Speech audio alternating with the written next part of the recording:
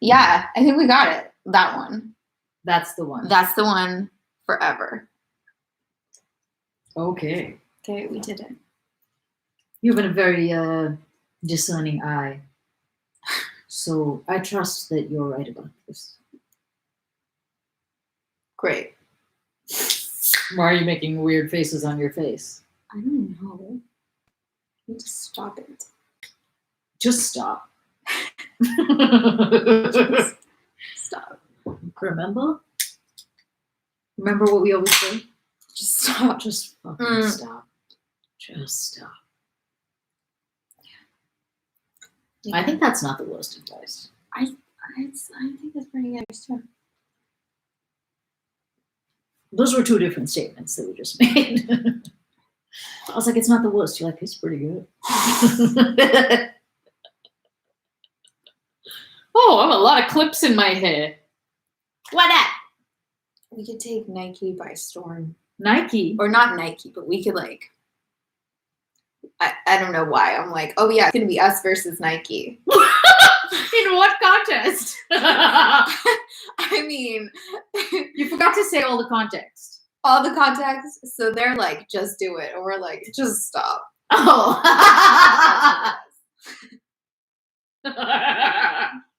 That's good. I was stupid. That's what happened. I didn't It was so obvious. You know why? Because I actually couldn't remember their slogan for a second. What? I swear to God. I couldn't remember their slogan. That's the only slogan I know. I mean... Can you name any other slogan? Yes! One of the best ones that I ever saw was the Taco Bell one when we first moved to the US. Mm-hmm. It was like, think outside the bun. Oh, that was pretty good. Isn't it good? Yeah. And the Washington Post one is, if you don't get it, you don't get it. If you don't get the Washington Post, then you don't get it. Yeah. You don't get it. I thought it was the other way. I mean, maybe both. You don't get it. What's you don't get it. happening? Yeah. I think maybe both. Let's call Catherine Brown. Then I'm sure I can think of others. Someone's like, fly the friendly skies. I think that's Delta. Fly the friendly skies. That's not a great one. That's not a great one. Listen, I'm just telling you what's coming to my head, okay? Yeah, I know. I can't think of any. Just do it. And you know the funny thing too? I bet every company has a slogan. And then if you were to ask people what's their slogan, people would be like, I have no idea.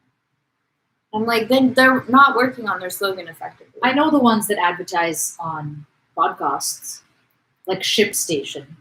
There's this make ship happen. Stupid. Oh. There's Squarespace. They advertise on podcasts. I feel like I'd be really good at making up slogans.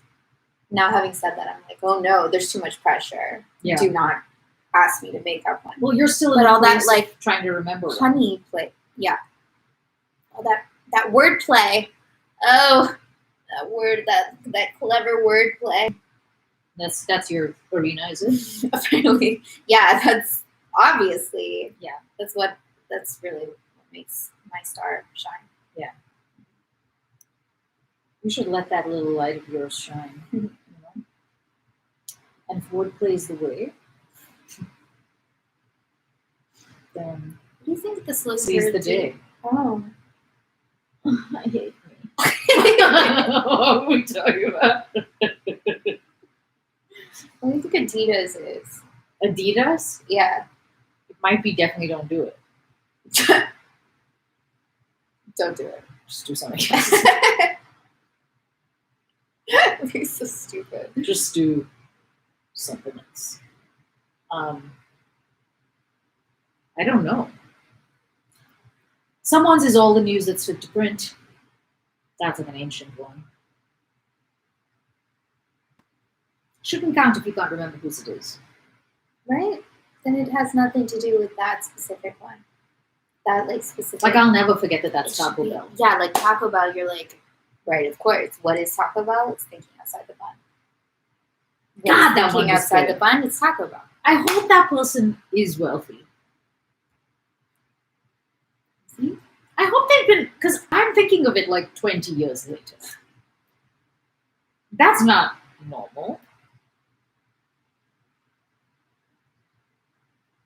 What do you think Birkenstocks are?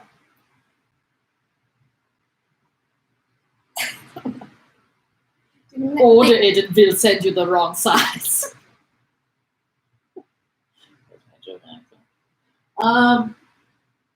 So ugly, it's good looking. No, that's a different kind of shoe. That's different. Those are different. Birkenstocks are not ugly across the board. No, but it's not an attractive shoe. I don't know. I can test that. Yeah? Like, I think the shoes that are 100% so ugly that they're not ugly are tops. Really? They're hideous. I love them and own several pairs. I don't think they're hideous. They're a joke. It's like if someone punked you and was like, "Oh, I got you some shoes." Like, what's like the most? Like, if I had to make shoes out of what is in my house right now, that's what I would come up with. They're like, let's just like fold it here. I like it. It looks like origami. I like it. It looks very Japanese to me. And I like Japanese. That kind of like minimalist style. That's not what it conjures in my mind. Mm-hmm. No. I mean, now I like them, but it's only because they've grown on me or I've placed them in a context that is no longer offensive. But I remember when they first came out, I was like, are you kidding? Obviously, everyone hates Crocs. Yeah, I used to wear Crocs. I used to wear Crocs, and you think Birkenstocks are ugly? Oh, I know Crocs are ugly too. But you like they're so ugly, you like them? I think they're kind of ugly.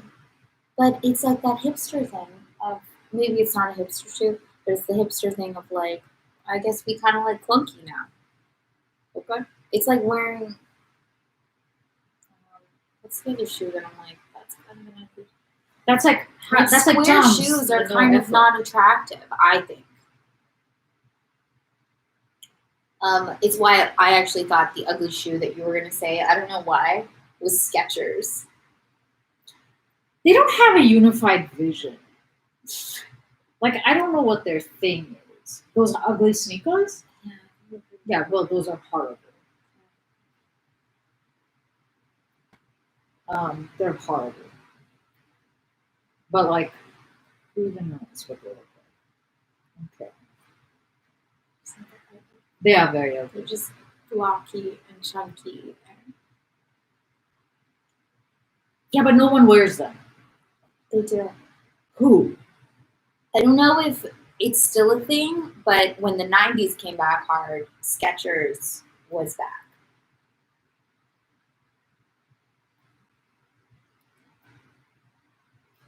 When I was in high school, the like the white sneakers that you wear were like the lamest thing the whole year. Really? Yeah. Kids. Kids were lame? Yeah, they were the lamest. Huh. And they like came, they staged a major comeback. Seriously, yeah. Ages later. They turned that around. Thanks to Misha Barton. I'm pretty sure. Really? I remember one fine day waking up and being like, wait, Kids is actually like trying to make a go of it with the young people. So were they only, I think of them as young people shoes. Yeah, that is not. They weren't? No. No. Huh. I mean, if they were like young nerd shoes. They definitely weren't cool. Maybe Taylor Swift too. I think she promoted them for a while. Maybe, yeah.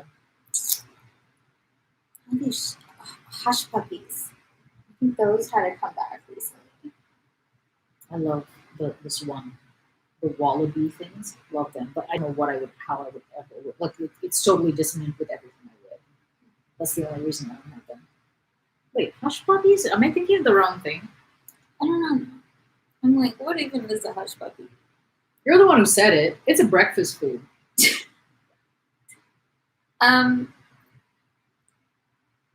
You know what I always wanted, and for some reason I never bought for myself? What? So Blundstones. What? Blundstones. Is that a Canadian thing? No, it's actually Australian, but I don't know what it is. Every single person in Toronto wears bloodstones. Bloodstone? Blood. Hush puppies have no unifying profile.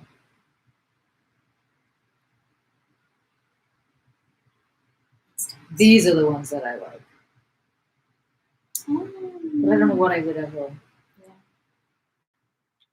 Like I feel like I'd have to be a bro to wear them, even though I know they have women's. Anyway, I want some bloodstones. what are they? Like they're these like all weather boots. And it's the kind of thing where you just see, I like them as they are. And then you see every person wearing them and you're like, I have to. And then of course I never. Really? I have the opposite reaction to that. Maybe Oh. Yeah, I don't like those. No? No.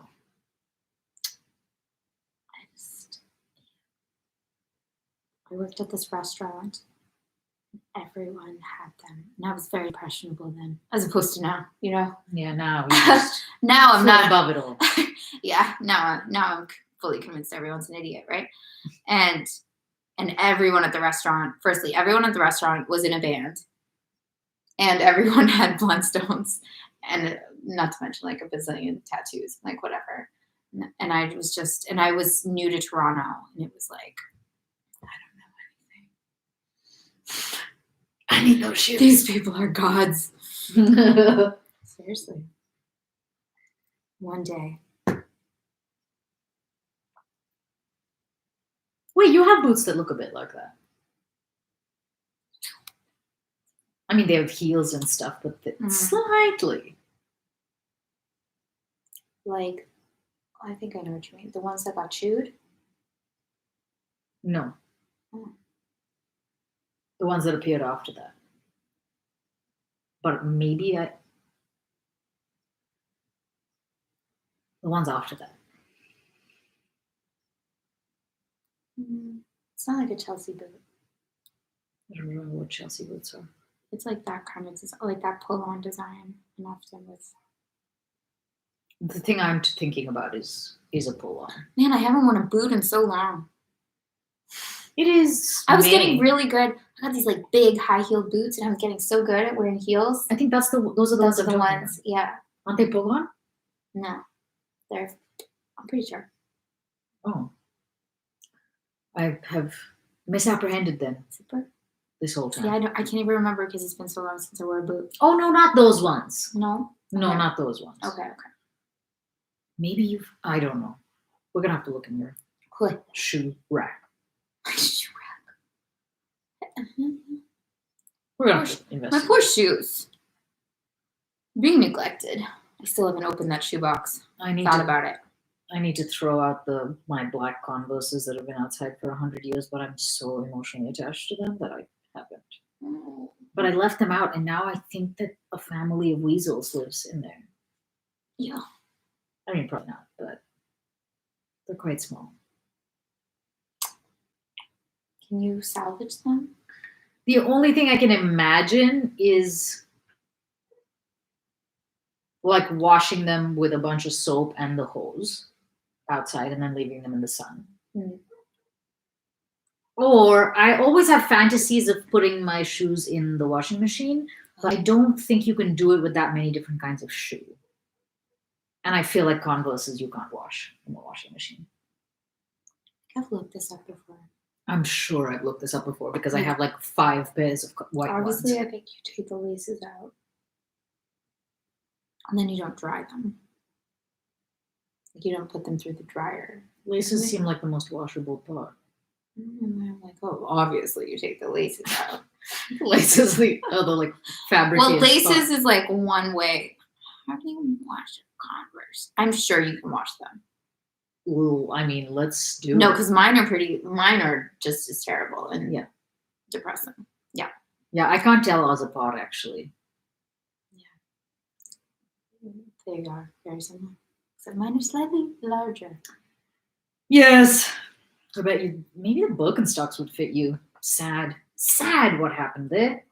But can you just get the? Are you just gonna get the big, smaller Yeah, size? but I don't like it. I don't want those ones to work. I was like so excited. I'm such a 5-year-old. I was like, I've got a golden ticket. And then You were pretty happy. they did not. You were like, I got Birkenstocks and they're arriving so soon. And you I must haven't have had been them so since excited. like high school or college. Oh, okay. And I used to have like purple, like regular style ones. Yeah. But I am in love with this different. So I didn't get the like Oh. 2 cross style. Okay. Got the Mayaris. Yeah. They're right there. Yeah. Good luck. If you had the guts to open a shoebox. Any shoebox. You could practice on that I could shoebox. try. My mom was like, she could just have empty boxes delivered. And I was like, yeah, I'm gonna suggest I it. could. I kind of had that today with those recycling bags. Something came today Oh yeah, of yours. yeah. What is it? I totally am stealing a leaf out of your book. What? Just a page out of your book. Stealing a leaf? a leaf out of your foot. What the fuck? What are you doing? I ordered some muesli. Muesli. You know what happened? I mass ordered muesli and now I don't like it. Oh no! No, it's not that now I don't like it. I go in like phases. Oh, okay. So I'm off a phase, but it will 100% come back. It's not like I ate it to the point where I got sick of it. I'm just minorly sick of it. Okay, because yeah, I noticed you ordered more than me. But anyway, I was like They looking would it up only come in one box. in one box. Like that's the size that. How many is in there? 8? I don't think so. Maybe not that much. Anyway, because I was like thinking about this, like, okay, how can I like cut down on spending? And I was like, right, like ordering cereal in bulk. That makes sense. So I ordered like 4 bags of muesli. Yeah. Because it lasts also. It lasts a long time. And it's It really keeps you filling. full. Yeah. Exactly. Complex carbohydrates. Cool. It's good for you. Right. Yeah, so Solid for purchase. $17, I'm good for that meal, at least for a while. Solid purchase. I wasn't that Way excited. to And I steal did a leaf. open it. Yeah, that's right. Way to I know you way were to going to lift be a like, leaf. muesli is my thing. You can't just be eating the same What thing kind as did you me. get? I got European style because I was like, those Europeans, they know what's They know muesli. they do. They know the stuff. Cool. That means you'll be able to tell them apart. That's it. Where'd you go? Original? I think original. I'm very conservative. I ate 4 Oreos today. Do you think people are like the average person finds it really obnoxious, like what we think is outrageous? Like 4 Oreos? Probably. They're like, I ate a box by myself before. Possibly. Yeah. To me, it's much more about the mental addiction, you know? Like, if you're a bit of a slave to the Oreo, that's more important than how many you eat. At least that's the part that I don't like. That I'm like, I think about you when you're not there. Oh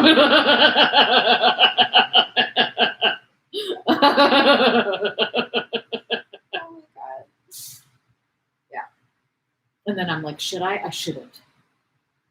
I should. I can't. I can. I mustn't.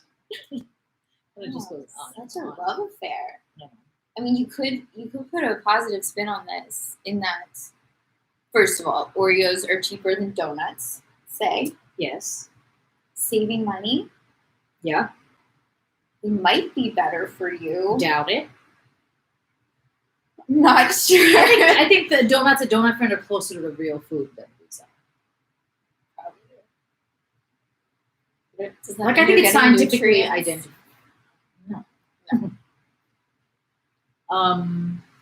There's a lot of sugar in Oreos.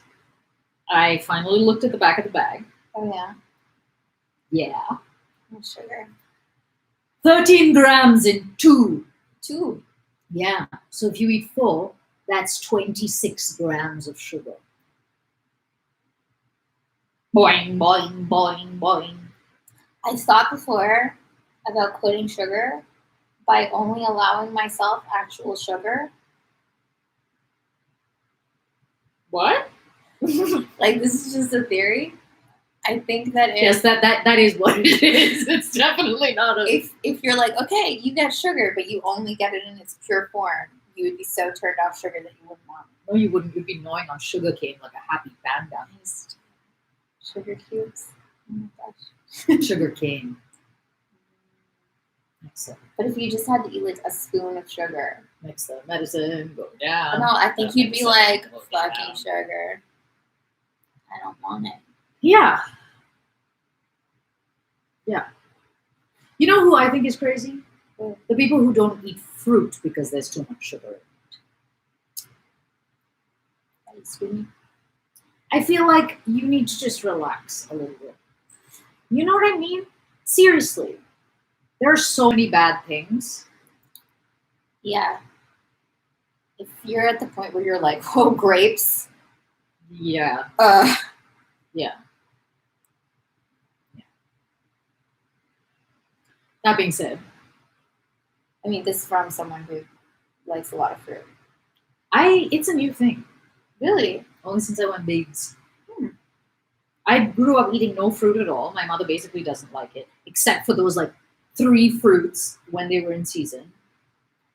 And yeah, so when we moved to the US, I had no fruit until like 6 years ago. Yeah. I don't eat a lot of fruit. It's really just the no, it's not.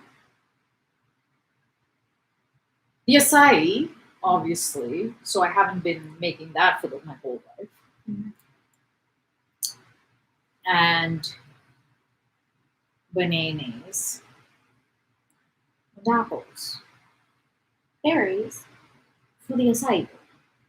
But that's the only like context that I eat them in. I don't really like bok berries. Yeah. You know? So I guess what I'm saying is that Yeah, that's true. preceding the acai bowl, like those weren't things that I would buy.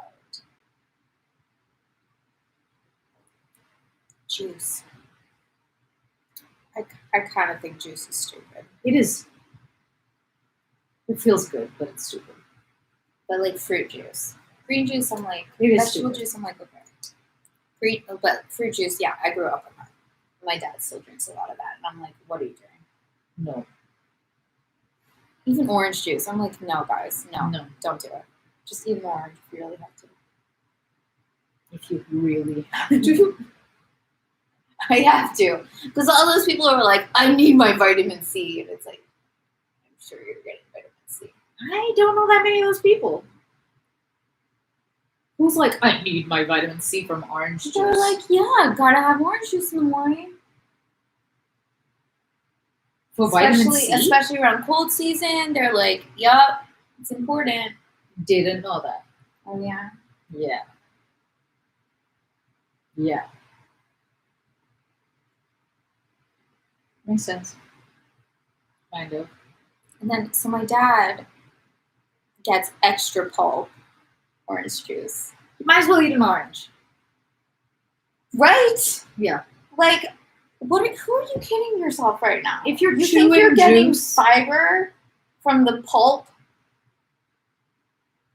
I mean, it's more fiber than you're getting from no pulp. Yeah. But And even, I've never liked oranges. yeah. There's a couple of breeds that I'm okay with. But they And the colorize. smell drives me nuts. I really don't like the smell of orange, and anyone who's eaten an orange smells like it for at least 24 hours. Yeah, that's so true. It's extremely intense. Anyone who's handled an orange has breached the peel. Smells like an orange. It's so messy. Yeah. You know what's crazy? Artichokes. I can't believe how much work people do for artichokes. Yeah. It's not worth it. Yeah, it seems like not worth it. But I've tried. People love them. I do love them. It's not my- I can go without. I don't need it. I mean, they do have them just artichoke hearts. Exactly. But if you ever get the whole one, and you're like, And people love the leaves, and they're like, "Oh, isn't this wonderful?" I'm it's like, like, no. yeah, this is wonderful.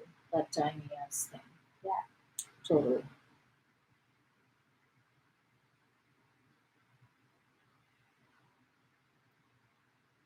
Mother, no, we don't. What'd she say? We need to find a table that has a waterproof top of this dimension for the plants that I sent them. We don't need to buy a piece of furniture for it. I really don't. They're basically saying that there's no place to put them that's close to a window. That surface area and windows are not in the same place. The house.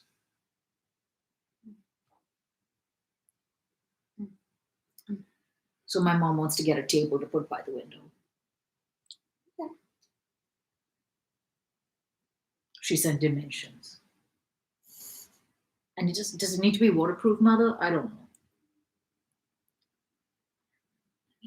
Sure. Because you're watering those plants. It's not a bad idea. It's not the worst idea. Okay, Mother.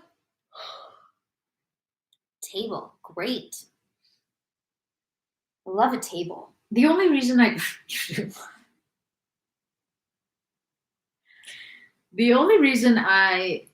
it was cool. My friend from high school had this wooden plank that went across the tub, and he was obsessed with being in the tub. Okay. And he would have either his computer or Was your friend Trumbo? Or no, I've never seen it. Okay. On this wooden plank across his. It was really cool. Mm. It was a table. It was a table? Yeah. It's like a bath table. Yeah. Ugh. This sounds great. Doesn't it? Well done.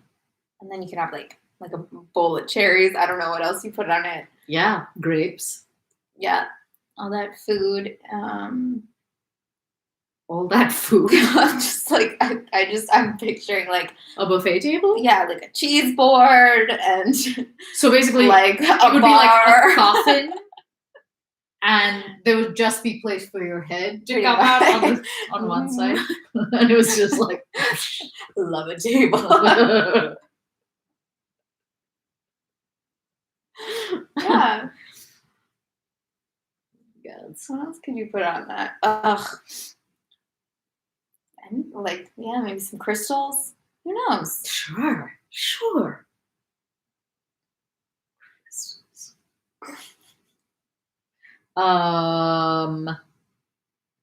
Should we get this show on the road? Oh, okay. Way to cut to it after only half an hour. Do you have other things you need to discuss other than the fact that I still like the essence? Do you? I don't know. Look at my face. This was really pretty good. Does it look pretty good? Was it pretty good?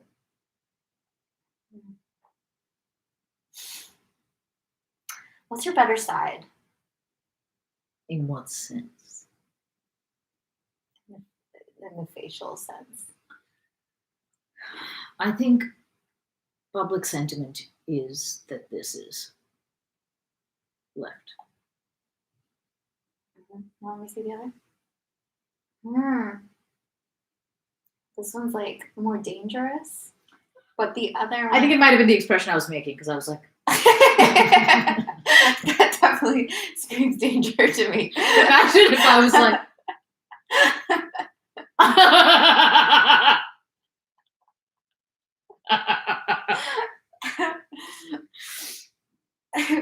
Dangerous. Now let me see the other. Yeah. Why am I getting this? That's a nice side. You like both this of them. side? I like that side. I like the other two. I generally like this side more, but then everybody else always ends up on this side. And I only know that because of having taken headshots so many times and finding that recurring things. But that's the one they go to. Yeah. Why do you ask? I was just wondering. I have very different sides. You do? Yeah. And I know one is definitely better, but I can't think of what it is right now because that's confusing. Might be the same.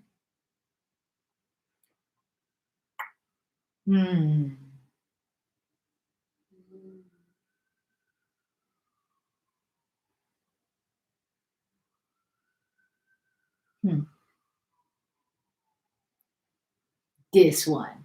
This one. Yeah. They're really different. People are asymmetrical. I'm super asymmetrical, and I don't like it. How would you know how asymmetrical you are? Because I look at it and I go, oh, it's asymmetrical. You know when it's obvious when you see a picture flipped.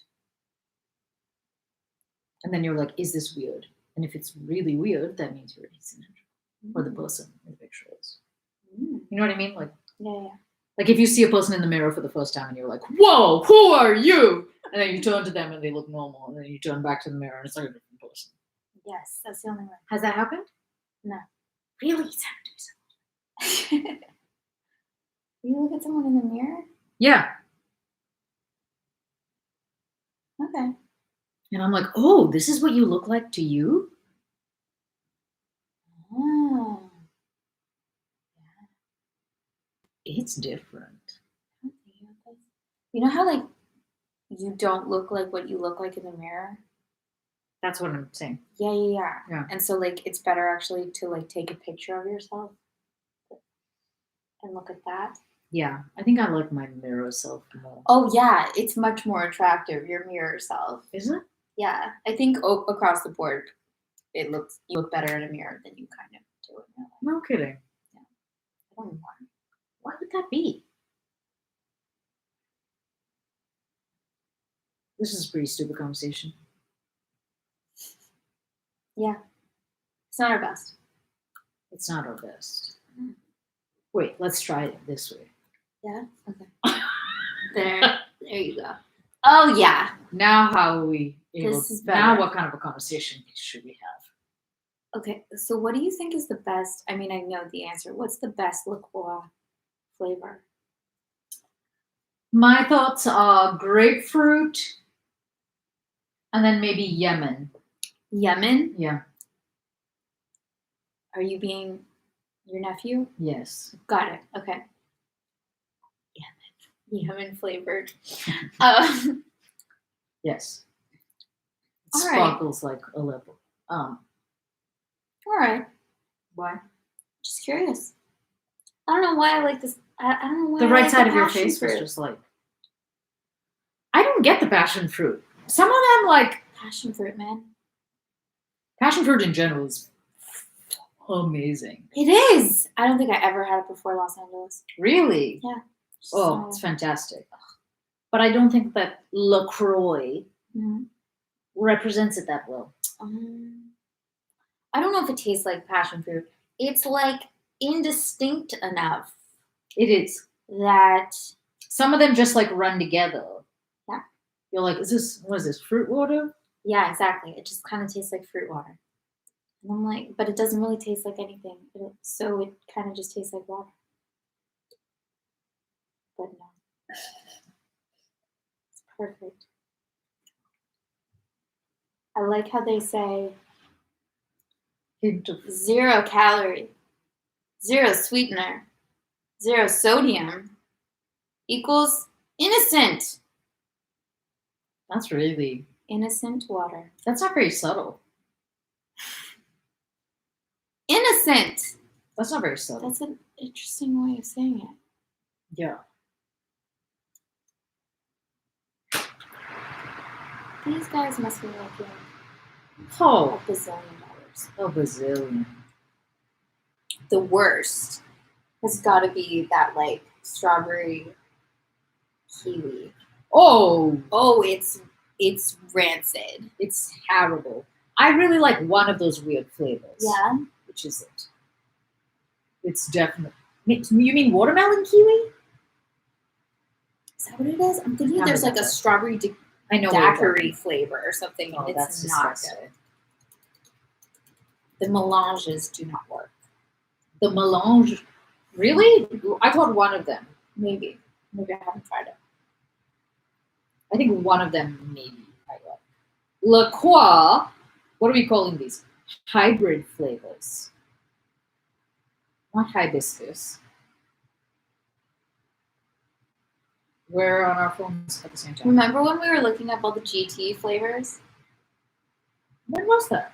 It was a while ago. Remember there was like 87 flavors Yeah, or there something are like that? so many flavors of GT. I don't know how they stay in business. It like doesn't seem worth it to have that many different It's so kinds. true. I want to go to a kombucha plant. You do? Maybe it would be unfulfilling, like anticlimactic. Be like, oh right. I mean, have you made it? I just like picture giant vats with like a giant SCOBY sitting on the surface. With arms and legs. Giving someone a piece of its mind. Yeah. Yeah. That's what I picture. Okay, there's a kiwi watermelon. There's a grape That's it. cucumber. There's a That's strawberry pineapple, which I've never had. This is so stupid. What? A definitive ranking of La Croix flavors. There's See? cerise. Cherry and lemon. This list has coconut. Fuck number one. coconut. No way. I haven't tried the coconut. Actually. What? But that can't be. It's the number notoriously bad. one. Really? Yes. Because why would you want coconut? Everyone hates it. Only one person that I've ever met likes it. Number 2 is pamplemousse. Yeah. Peach pear. This list. Who's I like Firstly- pamplemousse a lot. firstly? I take issue with the peach pear because everyone knows you Melon. want the peach. You're buying it for the peach, not the pear, and they're just too cheap to just give you peach. Really? That's what I think is happening. The combo flavor that I like Mm-hmm. is grapefruit melon. It's like cantaloupe and grapefruit. Mm. It tastes more or less like pamplemousse. So you're like, oh right. Coconut cola, they are going crazy. Yeah. They're going crazy. I like how much people have written about this. I'm not surprised by that. Coconut. Ugh. Why do I like the passion fruit so much? Because it's different. Is it? I don't see people snatching up the passion fruit. Cherry lime. Oh. Key lime. Key lime. Why would you make No. key lime when you already have lime, by the way? Melon grapefruit. Okay. Blackberry cucumber. I would try that. Number 1 is lime. No. I disagree. It doesn't taste like lime.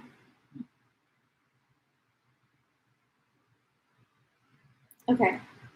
We can read. The computer's a bit crooked. How did that happen? There. I'm sorry. My You right elbow was like, You were but like, wait! "There." I realized I was sitting like this, and I was like,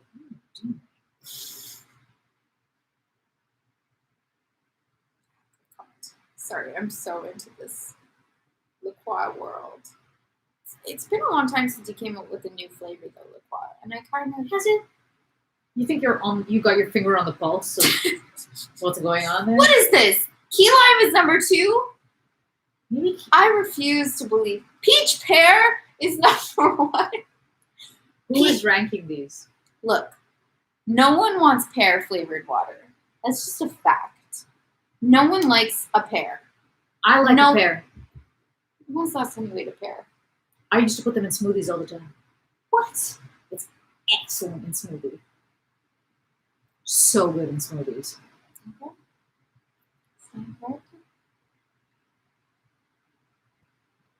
I mean, you don't have to stand corrected. Maybe I just think you of don't like a pear as pear. like you're like, oh, let's put this in a salad with some walnuts.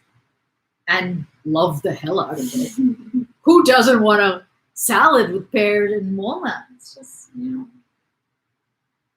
really, that's the best you could come up with.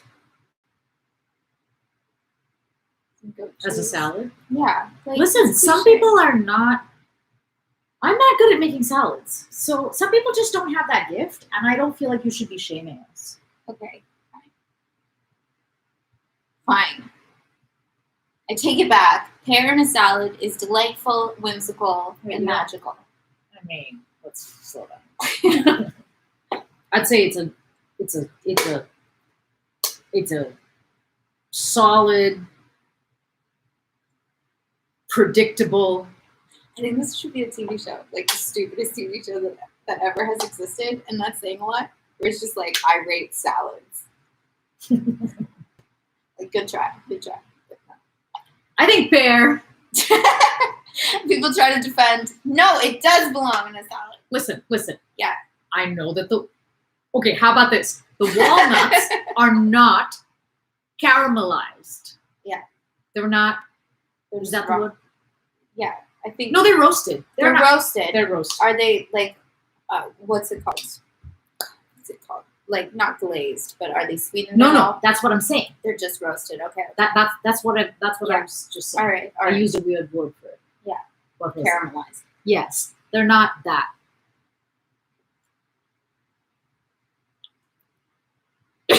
Are the pears cooked at all? No. No, raw pear. Yeah, this isn't a crumble.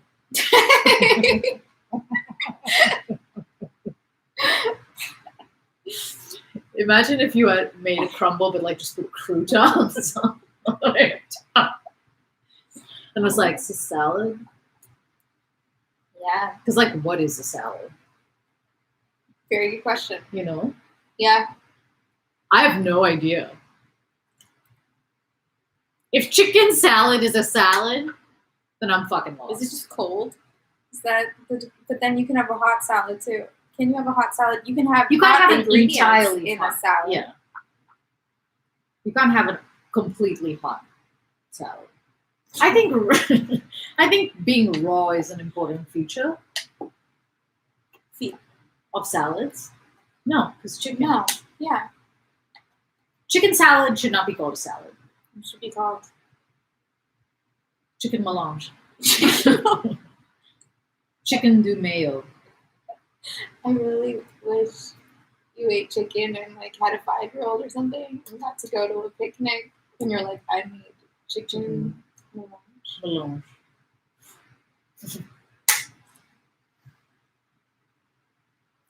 When I called my family today, I called my brother-in-law, and he and Ishan were watching a cooking show in which a lady had a chicken like this on a cutting board.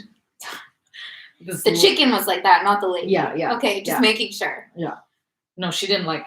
I wasn't sure if she was exposing herself. She wasn't to her like nephew. leaning on the chicken. Yeah, okay. No, she.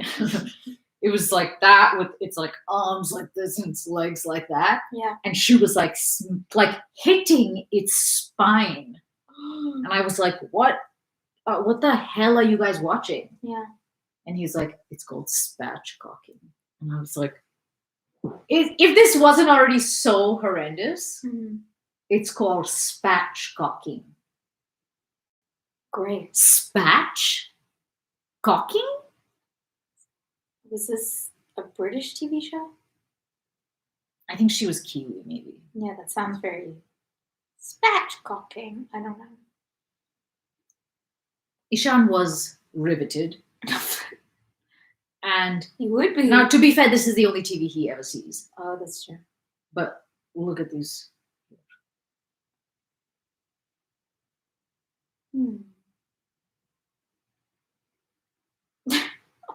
Looks a bit sad there. He looks a bit sad.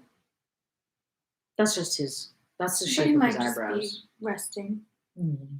Mm. I showed you this, right? No. Oh my gosh. I can't with the pictures of them two, my dad and They're the best nephew. buddies. They are. He's replaced me. I mean, wait, which one? Which one? Who's replaced? Good question. Both. They both have replaced. Yes, Ugh. both. Ugh. Isn't that so You sweet? should just like Photoshop yourself in the middle. With one of those face apps. Yeah. Let's do it. Yeah. Just put my face in. Do you know how we were talking about astrology? Yeah. I'm gonna set up a thing with this guy. What? I'm gonna set up an appointment with this guy that An Aditi, astrologer? yeah, that Aditi really wants me to. Oh, okay. She loves him. Mhm. And he was recommended to her by Eric. Oh, And she loves him and thinks that I will also. So yeah, let's see. Oh, you're gonna get your stars read. I'm gonna get my stars did. Is it gonna be like about the future or Yeah. or about like who you are as a person? Probably a bit of both. Interesting. I'm pretty excited. He wrote that thing that I sent you about vertical, running yeah, energy yeah. vertical. Yeah, that was good. Was, right? Yeah, I was like, why has no one ever explained it like this? Yeah. He said something about how you obviously should express your entire range of feelings, even the ones that you would rather not be having, and that there is a way to express them fully and safely. And one of the ways you do that is by running the energy. This might sound nuts, but vertically up and down rather than laterally. And that's one of the ways in which you can keep people safe. Yeah. Yeah, because that's like the question I've always had about emotions is they're like, no, you need to express your emotions. But yeah, what do you do if you expressing your emotions takes out someone else? Right. That doesn't seem right or constructive for you or Correct. anyone else. Correct. Because then you have to deal with those consequences too. Yeah. So that is such a perfect example of like, as long as it feels practical to you, because I can imagine somebody reading that and being like, I don't know what the fuck that means. yeah, for me, I'm like, oh, somehow that image, I feel like I could do it, holding that in my mind, as opposed to, I don't know how else other people try to describe it.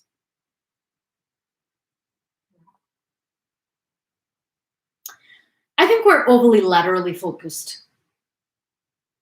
I've just come up with this idea. Yeah. Yeah, but it's based on this. Mhm. Like as if this is the only direction we have to work with. Yeah, definitely. As opposed to that and that. And the diaphragm thing. The fact that despite going to years of acting school and singing and yoga, despite all of this stuff, people always like talk about breathing in. I think I've probably talked to you about this as breathing like your body goes out, right? Like this, we're thinking again, like pretty laterally, at least I am. And that's how I usually hear it. Like your belly rises or like it's going away from your spine. Yeah. And that is so much the direction that you take in breath. But actually, and this has never worked for me. And I cannot actually get what feels like a satisfying breath that way. And then I stumbled onto it when I was doing Wim Hof the first time because of some note that Tina gave. And I realized that actually you breathe down. Oh yeah, you told me that. And when I realized that, everything in my body changed. Wow. Because I was trying to grow this way and find space like this way, even when they're like breathing into the back body, that's still like laterally back. Yeah. But if, and then there's obviously the desire to go like slightly up with it, because again, like inflating, I don't know, But never downwards. never downwards, and that is the direction your diaphragm has to actually physically move. Right. Yeah.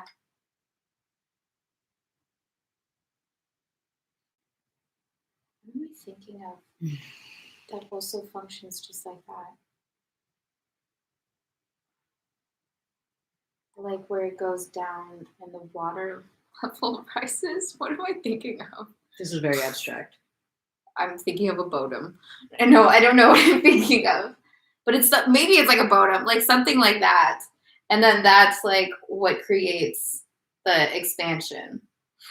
Yeah. I don't know what exactly I'm thinking of. For some reason, coffee makers are just coming to my I'm mind. sure it'll become But clear. yeah, it's like it needs to be like pressed down to expand. Yeah. And then when it comes back up, it shrinks, and down expands. Yeah. And I've never been able to fully access my diaphragm, which is like, hello, the most important. And I've known that. Yeah. I've been told that. Hmm. So it's not like I didn't know it was important, that the diaphragm was important. But it's something about imagery and like the person saying, like someone saying the right thing to you, that really you're like, oh, wait. Yeah. Definitely. And that, like, I can't remember what she actually said, but it was like extremely surprising. And now, when I consciously do it, because my body is not accustomed to doing it. So, in general, if I'm not paying attention, I'm not doing it. But if I fully am like, think down, I can actually get a full breath, which for like so much of my life has not really happened. That makes such a difference. No one ever says breathe down. So I think we ignore the vertical plane.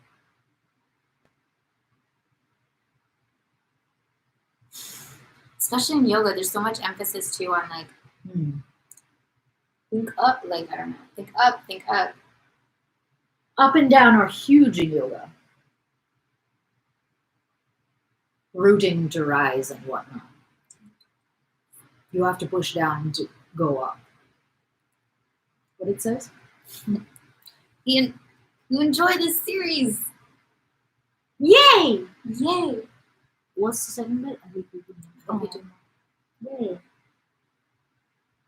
Rooting to rise. Gotta go down to go up, which is the same thing as plants. Remember we were talking about how for the longest time that I looked at some plants and were like, are you guys gonna like grow or what? They have to grow down first. So they look the same from the outside, but that does not mean that they are not growing. Imagine if, this is just making me think, what if like in phys ed and PE, elementary school level, kids were being taught to breathe? Woo! Great. We circumnavigate a lot of like useful things in education. Yeah. It's really weird. Remember when I was hoping the home ec would fix that? And you were like, no, you don't know what you're Like, home ec is not useful. My sister, I hope it's not like a big educational thing. She showed me this picture. It's so cute though. Of just they decorated eggs. dyed eggs. So they're like they're dressed like kings and queens, I think they're supposed to be. The and then eggs? they have to like take care of the egg. Who's dressed like kings and queens? I think that's what she said. So they all decorated an egg, and I think they have to take care of it. They have to like take it home, and well, they're all at home anyway. They have to take care of it for a while, and I think it's meant to be kind of like the baby that you had to take care of. I think it's supposed to be like that. Like how do you take care of an egg? Yeah. Oh my god. So and there's one that from a distance it looked like it was behind him, and I was like, yeah, one of them looks like it looks like there's like a giant looming Humpty over his Dumpty shoulder, yeah. looming over his shoulder, about to kill him. So, like, that's something that I'm like, is this useful for the children? I'm not certain. I could see it being fun. Stuck in. I'm pretty sure they all have toys that they have to take care of.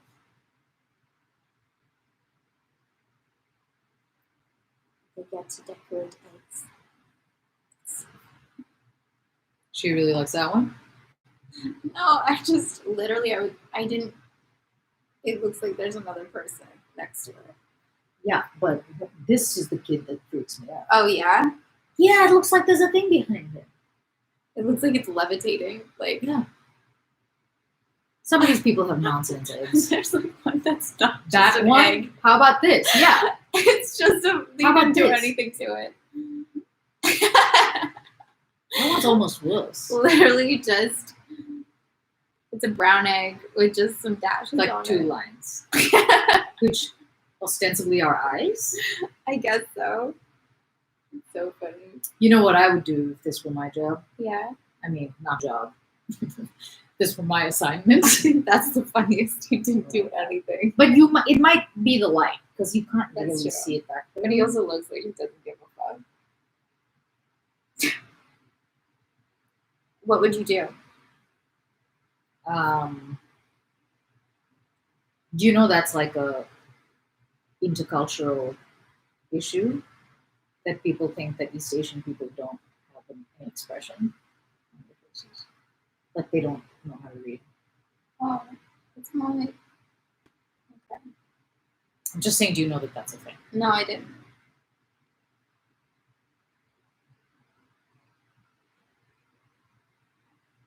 It's mostly okay. I'm not going to say anything more. It's not. I'm not saying that that's what happened. It just reminds me. I did not know. He might not be not giving a shit. Yeah. I don't remember what we read. Um, Should we talk about that? Yeah, we should. I remember. Pierre. Is that what we read yesterday? So Pierre is in Alexevich's house, and he's gone a bit mad, and he's just contemplating when he's going to face off against Napoleon. Yeah, he thinks he's gonna sneak somehow, get to Napoleon, and kill him. But he's going to lose. I think he thinks he's going to lose, but it's going to be so sweet. Is it? Anyway. Is it Pierre? And then Alexevich's brother, Makar, comes in, and he's actually mad. And he's been drinking a lot, too. And he comes in, and isn't he saying that he's going to kill Napoleon or something? Anyway. He's like bored them. I don't know what that's about. I don't know what the bored them is. Anyway, he's saying a bunch of things, and then he sees Pierre's pistol. Which, that of he course, got. is just lying around. Yeah, it's just lying on the table, and he picks up the pistol and then runs out of the room. Brandishes it. Yeah, and then then Garrison, like, chases after him, and just at that moment, there's a knock on the door, and French officers have arrived. Yep. The whole thing. Right, because we also read that yesterday, all about, like, that the stuff about French soldiers came into Moscow and just... I loved that. They stopped being soldiers, they became marauders. And the city ate them. Yeah. So a bunch of French officers arrive, just wanting to, like, take over the household. And then They're finding a place. Yeah, they just want a house to, like, take over. Yeah, pretty much. And then, how exactly did it go down? It was like, he tried to shoot at them. Yeah, Makar's, like, waving He the did gun shoot. around. Like, yeah. But then went Pierre off jumps of on his top of him. Yeah. Pierre jumps on top of him, and then the officers make scares, and he runs after them, and he's like, "Oh my God, are you okay?" Yeah, and his plan was to pretend he doesn't speak French, but he immediately runs up and says it in French. Yeah, because he doesn't really stick to his goals. I love this man. And And then the French officer is like, "Oh, you're French. Wonderful." And Pierre says, "No, I'm not French." And he's like, "Ah, you're French. You're my friend. Thanks for saving my life." Yeah, I think it's not so much that he's actually confused about whether or not he's French. I think he's like, because you did me such a solid. Yeah, he's like, "You're one of us. You are now honorary French." Yeah, I think that's right, actually. And Pierre's like, "No, I'm not." And he's like, "Yeah, you are." And Pierre's like, "Oh, God." Oh, God. Yeah, and then they're gonna eat dinner now. It's great. Yeah, we're going to Din. Yeah. Like brothers. Yeah. I guess so. I don't know where this is going. Well, it could go hand in hand with his plan as it stands, but you pointed that out. I don't know that he notices that. And it is he who has to notice it. That's true. He does have to notice that this is advantageous. Yeah. He might not. Yeah, there's no counting on him for that. So we are at chapter 29. Mm-hmm. Can you believe? Also, I'm wearing pants today. These are pants. Jeans that I would leave the house in. Yeah. It's a whole outfit. Yeah. You're welcome. Oh, guy. Chapter 29 of book 11. Mm-hmm. When the French officer went into the room with Pierre, the latter again thought it his duty to assure him that he was not French and wished to go away. But the officer would not hear of it. He was so very polite, amiable, good-natured, and genuinely grateful to Pierre for saving his life that Pierre had not the heart to refuse and sat down with him in the parlor, the first room they entered. To Pierre's assurances that he was not a Frenchman, the captain, evidently not understanding how anyone could decline so flattering an appellation, Again, that word sounds weird, shrugged his shoulders and said that if Pierre absolutely insisted on passing for a Russian, let it be so. But for all that he would be forever bound, But for all that, he would be forever bound to Pierre by gratitude for saving his life. Had this man been endowed with the slightest capacity for perceiving the feelings of others, and had he at all understood what Pierre's feelings were, the latter would have probably left him. But the man's animated obtuseness to everything other than himself disarmed Pierre. "A Frenchman or a Russian prince incognito," said the officer, looking at Pierre's fine though dirty linen and at the ring on his finger. "I owe my life to you and offer my friendship. A Frenchman never forgets either an insult or a service. I offer you my friendship, that is all I can say." There was so much good nature and nobility in the French sense of the word. Which is what exactly? Like, gallantry? More like, yeah, I guess so.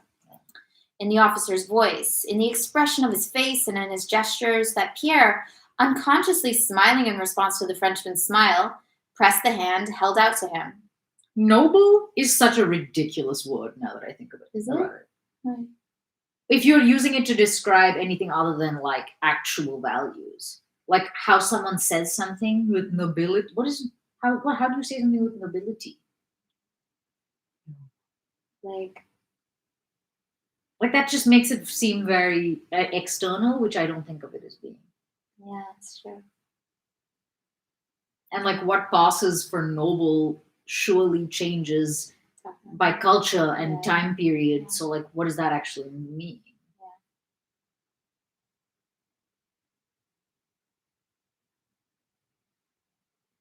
Yeah. But of course, he's just like railroading Pierre's thoughts. "Captain Rombal of the 13th Light Regiment, Chevalier of the Legion of Honor for the affair on the 7th of September. It's very specific. He introduced himself, a self-satisfied, irrepressible smile puckering his lips under his mustache. "Will you now be so good as to tell me with whom I have the honor of conversing so pleasantly, instead of being in the ambulance with that maniac's bullet in my body?" Pierre replied that he could not tell him his name, and blushing, began to try to invent a name. Oh my God. You're so good at this, Pierre. Oh my God. began to try to invent a name and to say something about his reason for concealing it, but the Frenchman hastily interrupted him. Oh, please, said he. I understand your reasons. You are an officer, a superior officer perhaps. You have borne arms against us. That is not my business. I owe you my life. That is enough for me. I am quite at your service. You belong to the gentry? He concluded with a shade of inquiry in his tone. Ha! What I did, incidentally. Got it right. Pierre bent his head. Your baptismal name, if you please. That is all I ask. Monsieur Pierre, you say. That's all I want to know.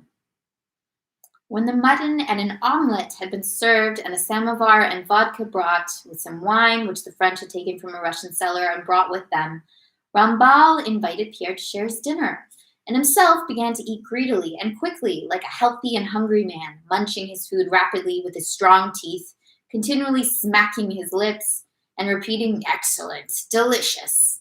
His face grew red and was covered with perspiration. Jeez. Why is he sweating? He's not breathing. I don't think you should sweat when you eat. Maybe it's really spicy. I don't think it is. You sweat when you eat. They're French. French. They can't stand spice. Oh. Anyway. Do I sweat? No. I don't think so. Okay. Pierre was hungry and shared the dinner with pleasure. Morel, the orderly, brought some hot water in a saucepan and placed a bottle of claret in it. He also brought a bottle of kvass, taken from the kitchen for them to try. That beverage was already known to the French and had been given a special name. They called it limonade du cochon, pig's lemonade. And Morel spoke well of the limonade du cochon he had found in the kitchen. But as the captain had the wine they had taken while passing through Moscow, he left the kvass to Morel and applied himself to the bottle of Bordeaux. But of course. Yeah.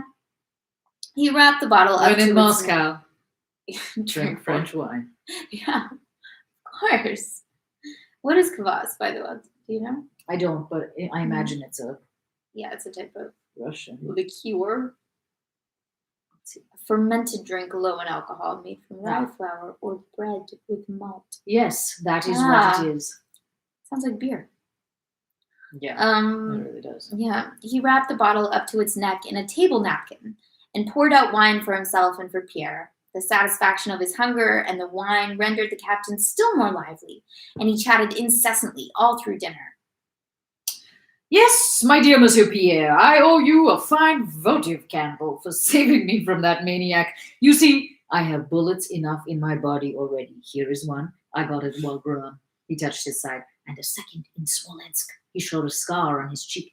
And this leg, which you see, does not want to march. I got that on the 7th at the great battle of La Moscowa. La Moscowa? Sacre Dieu, it was splendid. That deluge of fire was worth seeing. It was a tough job you set us there. My word, you may be proud of it. And on my honor, in spite of the cough I got there, I should be ready to begin again. I pity those who did not see it. I was there, said Pierre. Bah, really? Why bah? Bah. Bah, really? So much the better. You are certainly brave foes. The great redoubt held out well by my pipe. I need to say that too. Continued the Frenchman, and you made us pay dear for it. I was at it 3 times, sure as I sit here.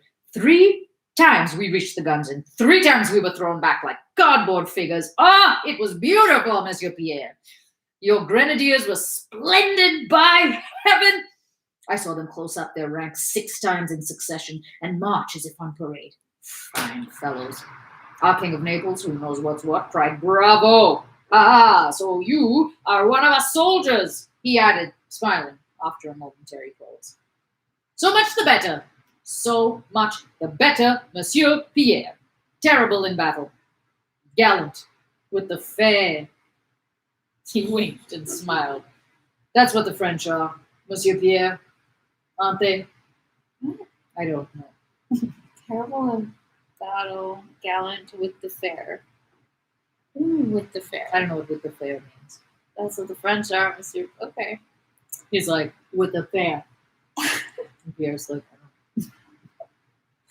The captain was so naively and good-humoredly gay, so real, and so pleased with himself that Pierre almost winked back as he looked merrily at him. They should just start making out. I know, really. Like, why bother, They're in love. Pierre? It's done. Ugh. Probably the word gallant turned the captain's thoughts to the state of Moscow. Apropos, tell me, please. Is it true that the women have all left Moscow? What a queer idea. What are they to be afraid of? Would not the French ladies leave Paris if the Russians entered it? Asked Pierre. The Frenchman emitted a merry, sanguine chuckle, patting Pierre on the shoulder. What a thing to say, he exclaimed. Paris? But Paris. Paris. Paris, the capital of the world, Pierre finished his remark for him. The captain looked at Pierre. He had a habit of stopping short in the middle of his talk and gazing intently with his laughing, kindly eyes. Well, if you hadn't told me you were Russian, I should have wagered that you were Parisian. You have that. Je ne sais I know, it quoi. should be that, but and presumably he is saying that because I'm assuming they're talking in French. Yeah. I don't know what that. And having uttered this compliment, he again gazed at him and said, I have been in Paris. I spent years there, said Pierre. "You did?" Oh, yes, one sees that plainly. Paris. A man who doesn't know Paris is a savage. You can tell a Parisian 2 leagues off. Paris is Talma, Le Duchesnois, Poitiers, the Sorbonne, the boulevards. And noticing that his conclusion was weaker than what had gone before, he added quickly, there is only one Paris in the world. You have been to Paris, and you have remained Russian. Well, I don't esteem you the less for it. Under the influence of the wine he had drunk, and after the days he had spent alone with his depressing thoughts, Pierre involuntarily enjoyed talking with this cheerful and good-natured man. To return to your ladies, I hear they are lovely. What a wretched idea to go and bury themselves in the steppes when the French army is in Moscow. What a chance those girls have missed. You're peasants now, that's another thing. But you civilized people, you ought to know us better than that. We took Vienna, Berlin, Madrid, Naples, Rome, Warsaw, all the world's capitals. We are feared, but we are loved. We are nice to know. And then the emperor, he began, but Pierre interrupted him. The emperor, Pierre repeated, and his face suddenly became sad and embarrassed. Is the emperor... The emperor, he is generosity, mercy, justice, order, genius. That's what the emperor is. It is I, Rambal, who tell you so. I assure you, I was his enemy 80 years ago. My father was an emigrant count. That man has vanquished me. He has taken hold of me. I could not resist the sight of the grandeur and glory with which he has covered France. When I understood what he wanted, when I saw that he was preparing a bed of laurels for us, I said to myself, that is a monarch. And I devoted myself to him. So there. Oh yes, mon cher, he is the greatest man of the ages past or future. He really should have said so there, mon cher. Ugh, missed opportunity. Asleep. Is he in Moscow? Pierre stammered with a guilty look. Sorry, who are they talking about? Which one? Napoleon. The Frenchman looked at his guilty face and smiled. No, he will make his entry tomorrow, he replied, and continued his talk. Their conversation was interrupted by the cries of several voices at the gate and by Morel, who came to say that some Württemberg hussars had come and wanted to put up their horses in the yard where the captain's horses were. This difficulty had arisen chiefly because the hussars did not understand what was said to them in French. The captain had their senior sergeant called in and in a stern voice asked him to what regiment he belonged, who was his commanding officer, and by what right he allowed himself to claim quarters that were already occupied. The German, who knew little French, answered the 2 first questions by giving the names of his regiment and of his commanding officer, but in reply to the 3rd question, which he did not understand, said, introducing broken French into his own German, that he was the quartermaster of the regiment, and his commander had ordered him to occupy all the houses one after another. Pierre, who knew German, translated what the German said to the captain, and gave the captain's reply to the Württemberg hussar in German. When he had understood what was said to him, the German submitted and took his men elsewhere. The captain went out into the porch, and gave some orders in a loud voice. When he returned to the room, Pierre was sitting in the same place as before, with his head in his hands. His face expressed suffering. He really was suffering at that moment. When the captain went out and he was left alone, suddenly he came to himself and realized the position he was in. It was not that Moscow had been taken, or that the happy conquerors were masters in it and were patronizing him. Painful as that was, it was not that which tormented Pierre at the moment. He was tormented by the consciousness of his own weakness. The few glasses of wine he had drunk and the conversation with this good-natured man had destroyed the mood of concentrated gloom in which he had spent the last few days, and which was essential for the execution of his design. The pistol, the dagger, and peasant coat were ready. Napoleon was to enter the town next day. Pierre still considered that it would be a useful and worthy action to slay the evildoer, but now he felt that he would not do it. He did not know why, but he felt a foreboding that he would not carry out his intention. I wonder what No that kidding. might be about. No kidding, you're not going to do it? It's like, I don't know why, but I just like feel like I just lost my motivation. I might lose it. He struggled against the confession of his weakness, but dimly felt that he could not overcome it, and that his former gloomy frame of mind concerning vengeance, killing, and self-sacrifice had been dispersed like dust by contact with the first man he met. You know, it's like his New Year's resolution is off. He can't keep to it. And it's only December 27th. The captain returned to the room, limping slightly and whistling a tune. The Frenchman's chatter, which had previously amused Pierre, now repelled him. The tune he was whistling, his gait, and the gesture with which he twirled his mustache all now seemed offensive. I will go away immediately. I won't say another word to him, thought Pierre. He thought this, but still sat in the same place. A strange feeling of weakness tied him to the spot. He wished to get up and go away. He could not do so. The captain, on the other hand, seemed very cheerful. He paced up and down the room twice, his eyes shone, and his mustache twitched as if he was smiling to himself at some amusing thought. The colonel of the Württembergers is delightful, he suddenly said. He's a German, but a nice fellow all the same. Even the French don't like the Germans. Dude! Okay. But he's a German. What have they done? But wait, so he's like, he's a German, but a nice fellow all the same. But he's a German. Oh my god. He sat down facing Pierre. By the way, you know German then? Pierre looked at him in silence. What is the German for shelter? Shelter, Pierre repeated. The German for shelter is Unterkunft. Unterkunft. I like it. My mother speaks a little German. It's Really? really random. Yeah. So weird. How do you say it? The captain asked quickly and doubtfully. Unterkunft. Pierre repeated. Unterkunft, said the captain and looked at Pierre for some seconds with laughing eyes. These Germans are first-rate fools, don't you think so, Monsieur Pierre? He concluded. I mean, I'm a character in this book, so obviously I think so. Well, let's have another bottle of this Moscow Bordeaux, shall we? It's Moscow. What the hell is Moscow Bordeaux? I don't think that's real Bordeaux. Oh, okay. Isn't Bordeaux like it has to be? Is Bordeaux like champagne? Or it has to be grown in Bordeaux? I think so. Okay. Morel will warm us up another little bottle. Heating it. Morel? He called out gaily. Morel brought candles and a bottle of wine. Well, it's getting romantic in here. It is getting hot in here, so take off all your clothes. The captain looked at Pierre by the candlelight. Oh, such a good song. You loved it? Obviously. Jedi mind trick. The captain looked at Pierre by the candlelight and was evidently struck by the troubled expression on his companion's face. Rambal, with genuine distress and sympathy in his face, went up to Pierre and bent over him. Oh. There now. We're sad, said he, touching Pierre's hand. Have I upset you?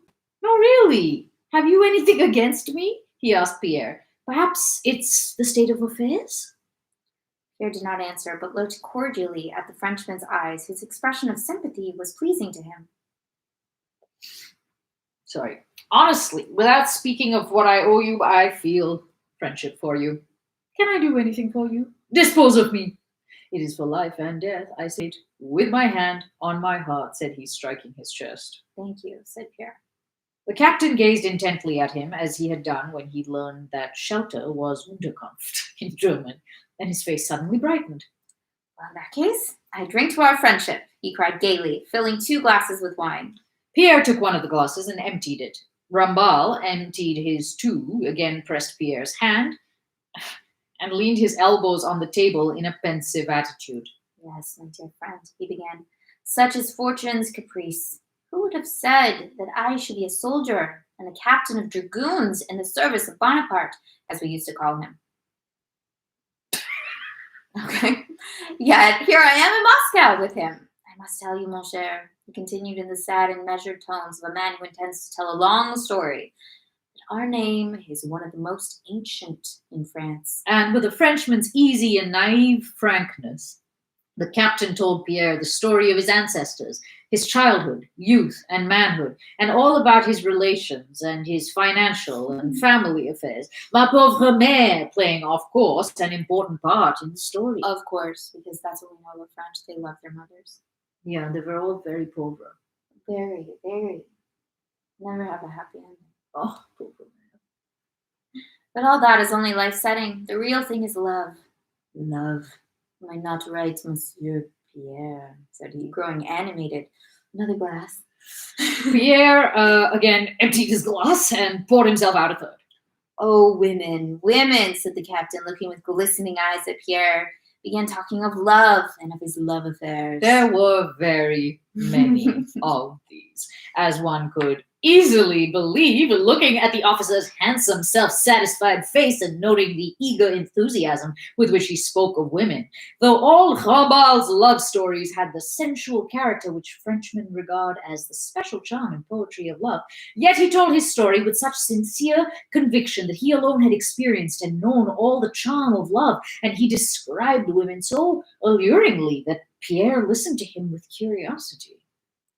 Pierre's never been with a woman. He's never loved anyone. Mm-hmm. I think that's probably true. Oh, Natasha. Oh, yeah. Really? Do you think he's had sex, though? With his wife? Yeah. Probably. I can see him strangely just not. I think at first they definitely did, because they were actually into it, remember? Oh, yeah. They did like each other. Yeah. Right. Forget about that. Yeah. It then turned to shit, but I was thinking that, like, yeah, for some few seconds it was maybe good. Yeah. I think you're right. Okay. It was plain that l'amour, which the Frenchman was so fond of, was not that low and simple kind that Pierre had once felt for his wife. That's too funny. That plain, that low and simple kind. Yeah.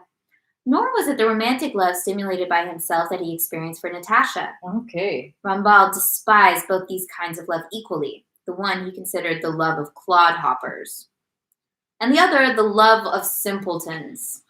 L'amour, which the Frenchman worshipped, consisted principally in the unnaturalness of his relation to the woman and in a combination of incongruities giving the chief charm to the feeling.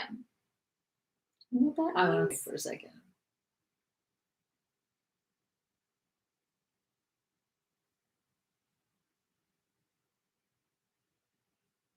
Naturalness in his relation to the woman. I kind of do get it. Yeah? That there's something like misfit and something like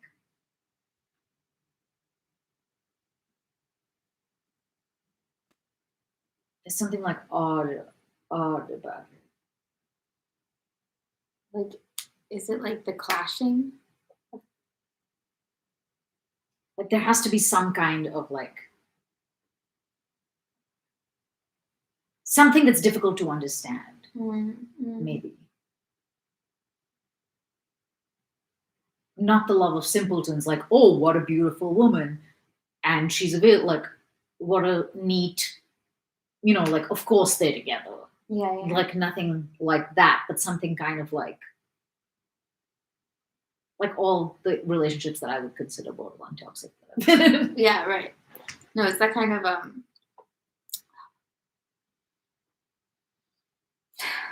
like we love to hate each other. Yeah, that it's somehow like complicated. Yeah. And there are incongruous things which I actually really get. Mm-hmm.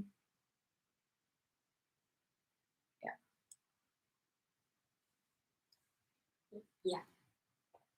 He's going to be like, you fascinating marquise of 35. And at the same time, for a charming, innocent child of 17, daughter of the bewitching marquise. Jesus. Okay. The See, that is incongruous. Yeah, right. The conflict of magnanimity between the mother and the daughter, ending in the mother sacrificing herself and offering her daughter in marriage to her lover, Christ. even now agitated the captain, though it was the memory of a distant past. Then he recounted an episode in which the husband played the part of the lover, and he, the lover, assumed the role of the husband, as well as several droll incidents from his recollections of Germany, where sheltered is called Unterkunft, and where the husbands eat sauerkraut and the young girls are too blonde. Was he always this funny? I think so. And we just didn't laugh at it? I mean, we met him and he was hiding from a bullet. We didn't really get to know him. Not him. Oh, Tolstoy. Yeah. Oh, I'm like, yeah, Rumbaught's great. He's a great. He's a great guy. I don't know. That's a good question. I feel like it got funny later, but that might be us. Yeah, maybe we weren't reading into it as intentionally funny. Yeah, maybe. I think that there could be. You might think I'm insane, but I actually think that there is valid reason to reread this book. I do. Because I'm very curious about the first half. Because my feelings have changed so much. Yeah. I'm having a Pride and Prejudice experience with this. Oh. Yeah. I'm like, fuck you. And then later I'm like, well, that's basically what's happening. Yeah. I'm interested in your experience of it. Obviously. I can see the value of going back. Like, don't you think that getting what he's doing may actually lend something lovely to the first bit where maybe we didn't see it? I think all those scenes that we thought were so funny were intentionally funny. Like, yeah. And I think this is something that I think Russians do get about human beings in general, is like how absurd they all are. Yeah. I didn't realize the One Piece was very funny. But I actually am finding it to be quite funny.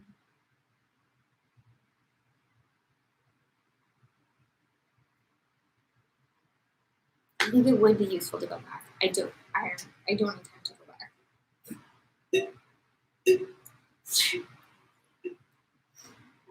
Like not for like a few good years. I think so. I don't know what I would do. Yeah. Yeah, I'm not curious to reread the second part. I'm curious to reread the first part. Oh, okay. Like if I went back, I don't know that I would read it all the way through. Right. Yeah. Would you just go back to like certain passages and No, I think I would start at the beginning. Yeah. And read to where I feel like I actually got on board. Oh, okay. Which to me was around halfway through. So yeah. Like that's an insane amount of time for it to take to like a book. I mean, it's very confusing. At least, yeah. I remember just being very confused. Yeah. And then it wasn't until we were like, oh, it's meant to be. Because the point of it is everything's kind of topsy-turvy and hard to pin down. Yeah, like, of course, those chapters are the weird chapters were the way they were. Yeah. And Pierre's journal.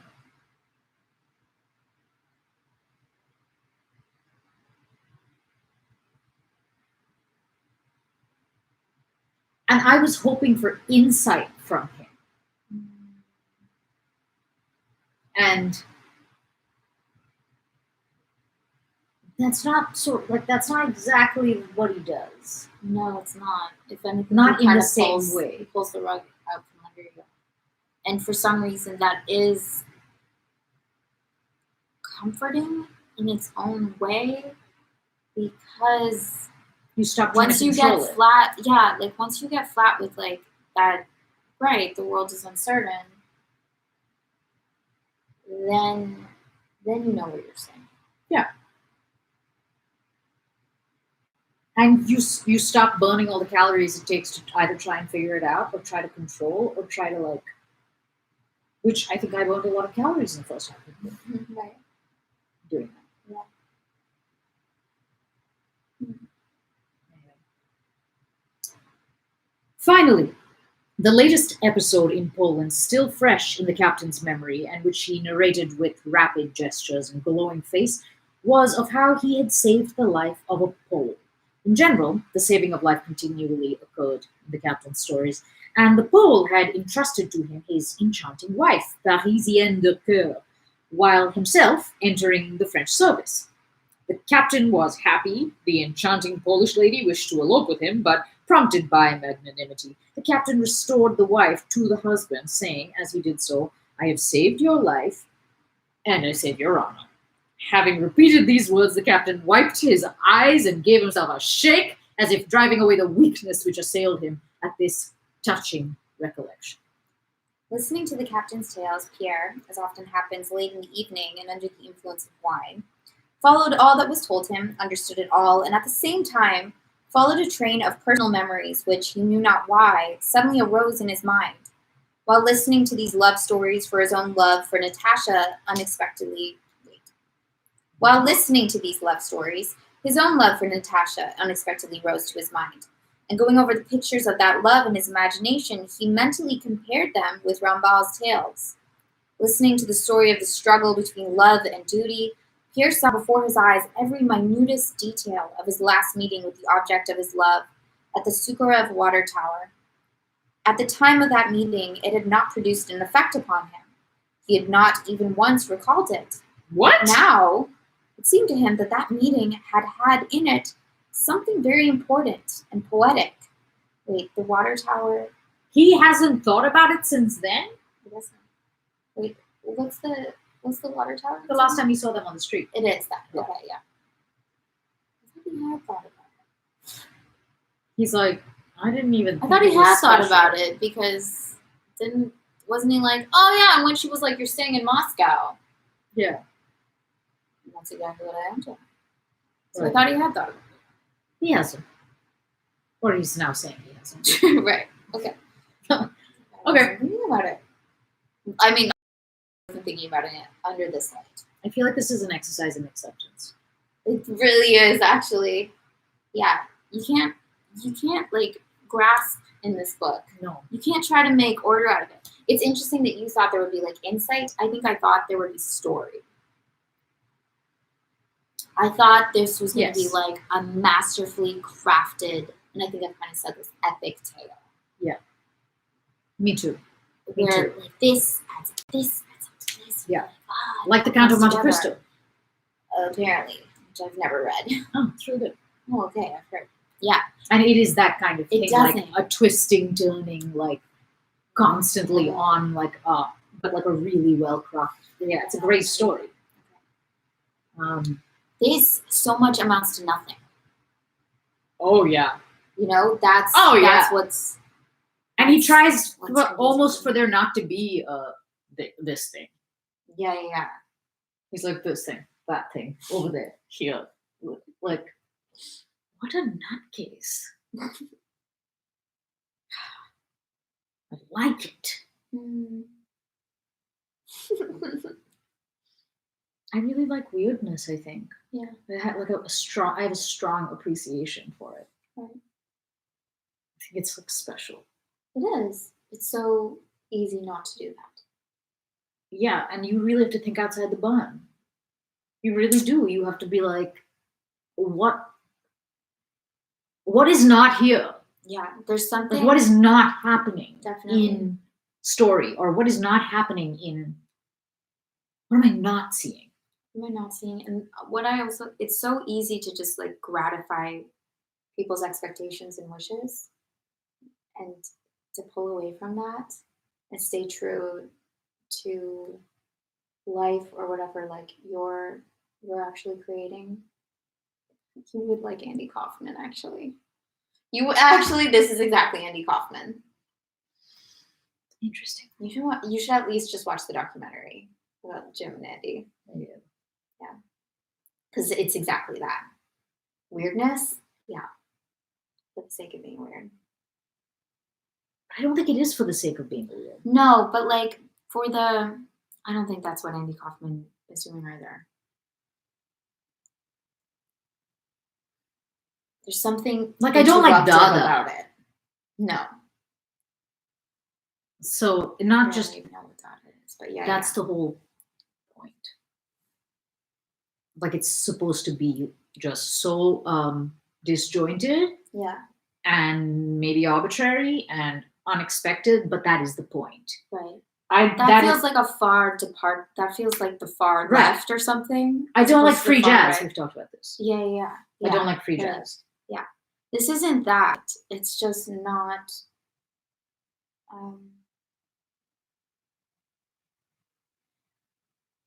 Yeah, it's just not. It's the opposite of what I satisfying. thought it would be. It's kind of the opposite of what I thought it would be. I just assumed that a book that was such a touchstone would be classic in its style, but this to me is not what classics are like. I have It's an very idea. modern to you. Yes. Yeah. Extremely. Next level modern. Yeah, I really think that. And that to me is like bizarre. Yeah. Just compared with my own expectations or projections of like what this was going to be like. Yeah. It makes you feel like you don't know shit about shit. Which is like a delightful realization to come to an endless number of times. But it's like, oh, okay. Which is the moisturizer.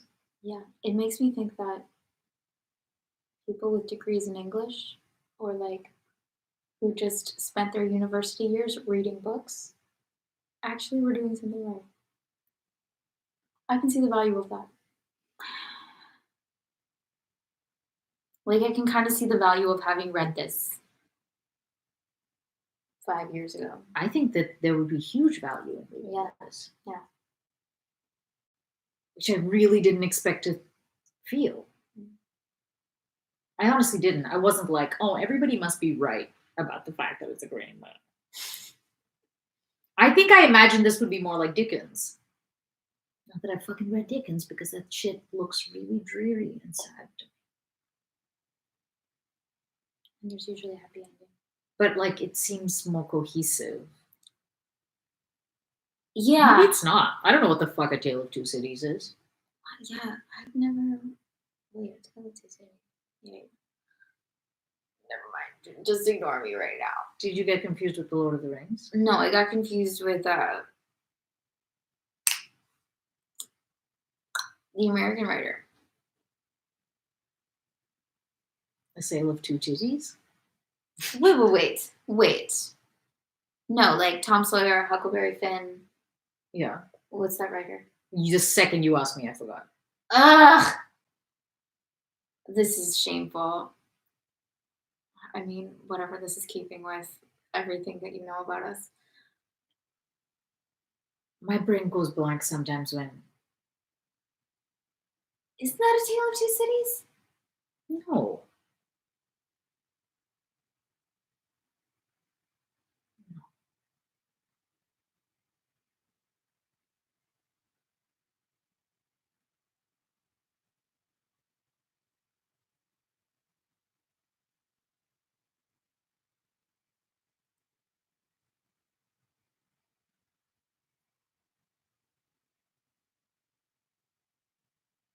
Mark Twain.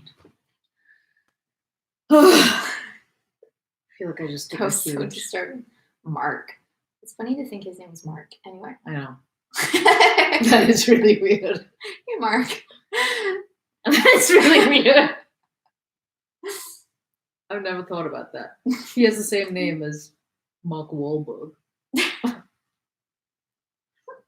He's the same name as Marky Mark. Yeah. I didn't think it would be like Dickens, but I thought it would be Like Mark Twain? maybe like Dumas, like one of those classic. And it would But be you full of haven't read like it. deep suffering and despair. But you haven't read the Dumas. No, see, there you go. Well, I should go back and read all these. neither. I mean, I haven't read Dickens, and I have it in my head that this was like Dickens. Right. Yeah. I think a lot of people have that. It's just like old book, and they're like, oh yeah. Like the Three Musketeers. Yeah. I can't believe I read that. That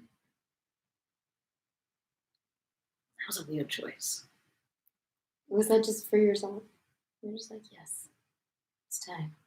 I think so. Huh. But like, I didn't retain very much. I can't tell you very much about it. Okay. Oh, God. Okay. He had not even once recalled it. Peter Gorilovich, come here. We have recognized you. He now seemed to hear the words she had uttered and to see before him her eyes, her smile, her traveling hood, and a stray lock of her hair. And there seemed to him something pathetic and touching in all this. Having finished his tale about the enchanting Polish lady, the captain asked Pierre if he had ever experienced a similar impulse to sacrifice himself for love, and a feeling of envy of the illegitimate husband. Challenged by this question, Pierre raised his head and felt a need to express the thoughts that filled his mind. He began to explain that he understood love for a woman somewhat differently. He said that in all his life he had loved and still loved only one woman, and that she could never be his. Tiens, said the captain. Pierre then explained that he had loved this woman from his earliest years, but that he had not dared to think of her because she was too young, and because he had been an illegitimate son without a name. Afterwards, when he had received a name and wealth, he dared not think of her because he loved her too well, placing her far above everything in the world, and especially, therefore, above himself. When he had reached this point, Pierre asked the captain whether he understood that. The captain made a gesture signifying that even if he did not understand it, he begged Pierre to continue. Platonic love. Clouds, he muttered.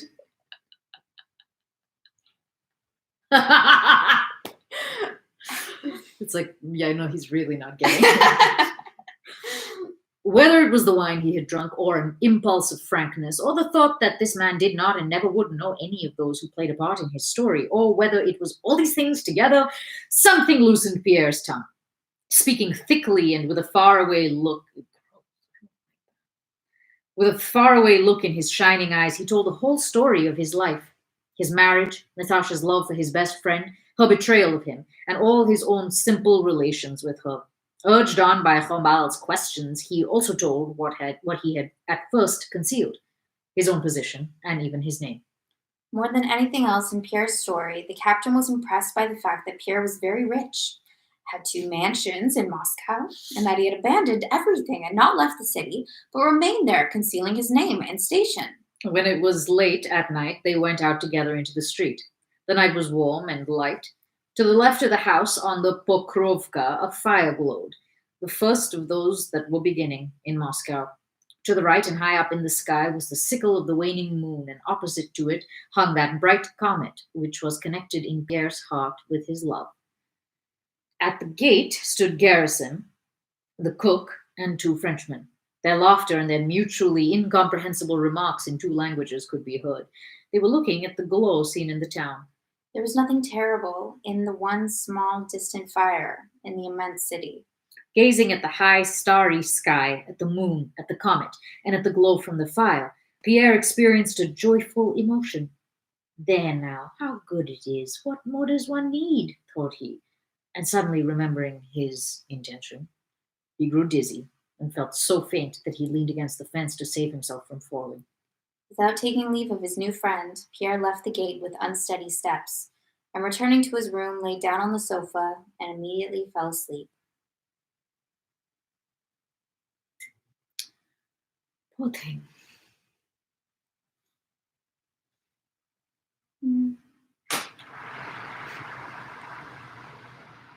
What should we do? Um, Oh, is it? this one's short. Let's keep reading. Okay. So we only read one chapter so far. Are you serious? Yeah. I mean, it was a long one, but that was only one chapter. Right. Yeah, we have to keep going. Okay. Chapter 30. The glow of the first fire that began on the 2nd of September was watched from the various roads by the fugitive Muscovites and by the retreating troops, with many different feelings. The Rostov party spent the night at Mitishchi, 14 miles from Moscow. Mitishchi. There's like a sh and a sh Mitishchi. next to it. How does one say that? That's in Hindi all the time. Oh, yeah? Mitishchi. Oh, okay.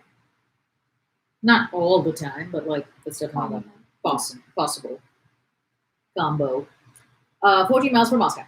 They had started so late on the 1st of September, the road had been so blocked by vehicles and troops, so many things had been forgotten for which servants were sent back, that they had decided to spend that night at a place 3 miles out of Moscow. The next morning they woke late and were again delayed so often that they only got as far as Great Mitishchi. At 10 o'clock that evening, the Rostov family and the wounded traveling with them were all distributed in the yards and huts of that large village. The Rostov servants and coachmen and the orderlies of the wounded officers, after attending to their masters, had supper, fed the horses, and came out into the porches.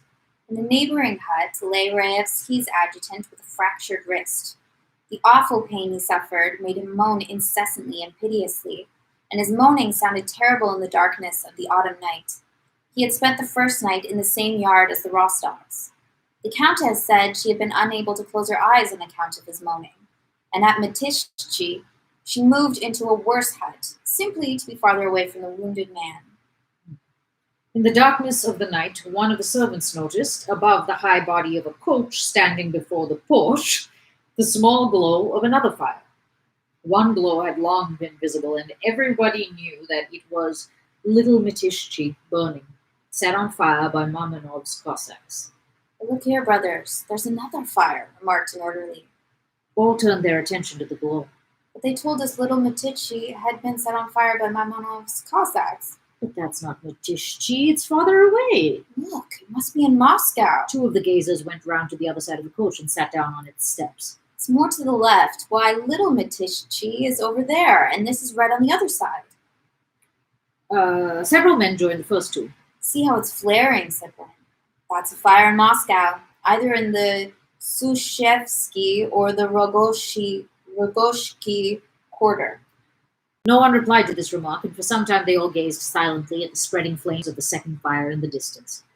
Old Daniel Tenetich, the Count's valet, as he was called, came up to the group and shouted at Mishka. What are you staring at? Good for nothing. The Count will be calling and there's nobody there. Go and gather the clothes together. I only ran out to get some water, said Mishka. Well, what do you think, Daniel Terentik? Doesn't it look as if that glow were in Moscow? Remarked one of the footmen. Daniel Terentik, you think? Terentik, I don't know. Made no reply. And again, for a long time, they were all silent. The glow spread, rising and falling, farther and farther still. God have mercy. It's windy and dry, said another voice. Just look. See what it's doing now. Oh, Lord. You can even see the crows flying. Lord, have mercy on us sinners. They'll put it out, no fear. Who's to put it out? Daniel Terentich, who had hitherto been silent, was heard to say. His voice was calm and deliberate. Moscow it is, brother, said he.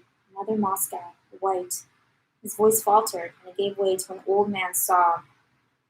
And it was as if they had all only waited for this to realize the significance for them of the glow they were watching.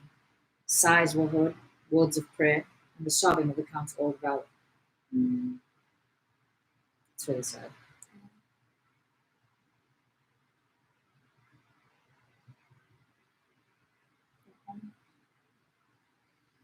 Chapter 31. The valet, returning to the cottage, informed the Count that Moscow was burning. The Count donned his dressing gown and went out to look. Sonia and Madame Schoss, who had not yet undressed, went out with him. Only Natasha and the Countess remained in the room. Petya was no longer with the family. He had gone on with his regiment, which was making for Troitsa. The countess, on hearing that Moscow was on fire, began to cry. Natasha, pale, with a fixed look, was sitting on the bench under the icons just where she had sat down on arriving and paid no attention to her father's words. She was listening to the ceaseless moaning of the adjutant 3 houses off. Oh, how terrible, said Sonia, returning from the yard chilled and frightened. I believe the whole of Moscow will burn. There's an awful glow. Natasha, do look. You can't see it from the window, she said to her cousin, evidently wishing to distract her mind. But Natasha looked at her as if not understanding what was said to her, and again fixed her eyes on the corner of the stove. She had been in this condition of stupor since the morning, when Sonia, to the surprise and annoyance of the countess, had, for some unaccountable reason, found it necessary to tell Natasha of Prince Andrew's wound and of his being with their party. The countess had seldom been so angry with anyone as she was with Sonia. Sonia had cried and begged to be forgiven, and now, as if trying to atone for her fault, paid unceasing attention to her cousin. Look, Natasha, how dreadfully it is burning, said she. What's burning? Asked Natasha. Oh, yes, Moscow. As if in order not to offend Sonia and to get rid of her, she turned her face to the window, looked out in such a way that it was evident that she could not see anything, and again settled down in her former attitude. But you didn't see it. Yes, really, I did, Natasha replied in a voice that pleaded to be left in peace. Both the countess and Sonia understood that, naturally, neither Moscow nor the burning of Moscow nor anything else could seem of importance to Natasha.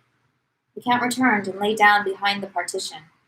The countess went up to her daughter and touched her head with the back of her hand, as she was wont to do when Natasha was ill, then touched her forehead with her lips as if to feel whether she was feverish, and finally kissed her.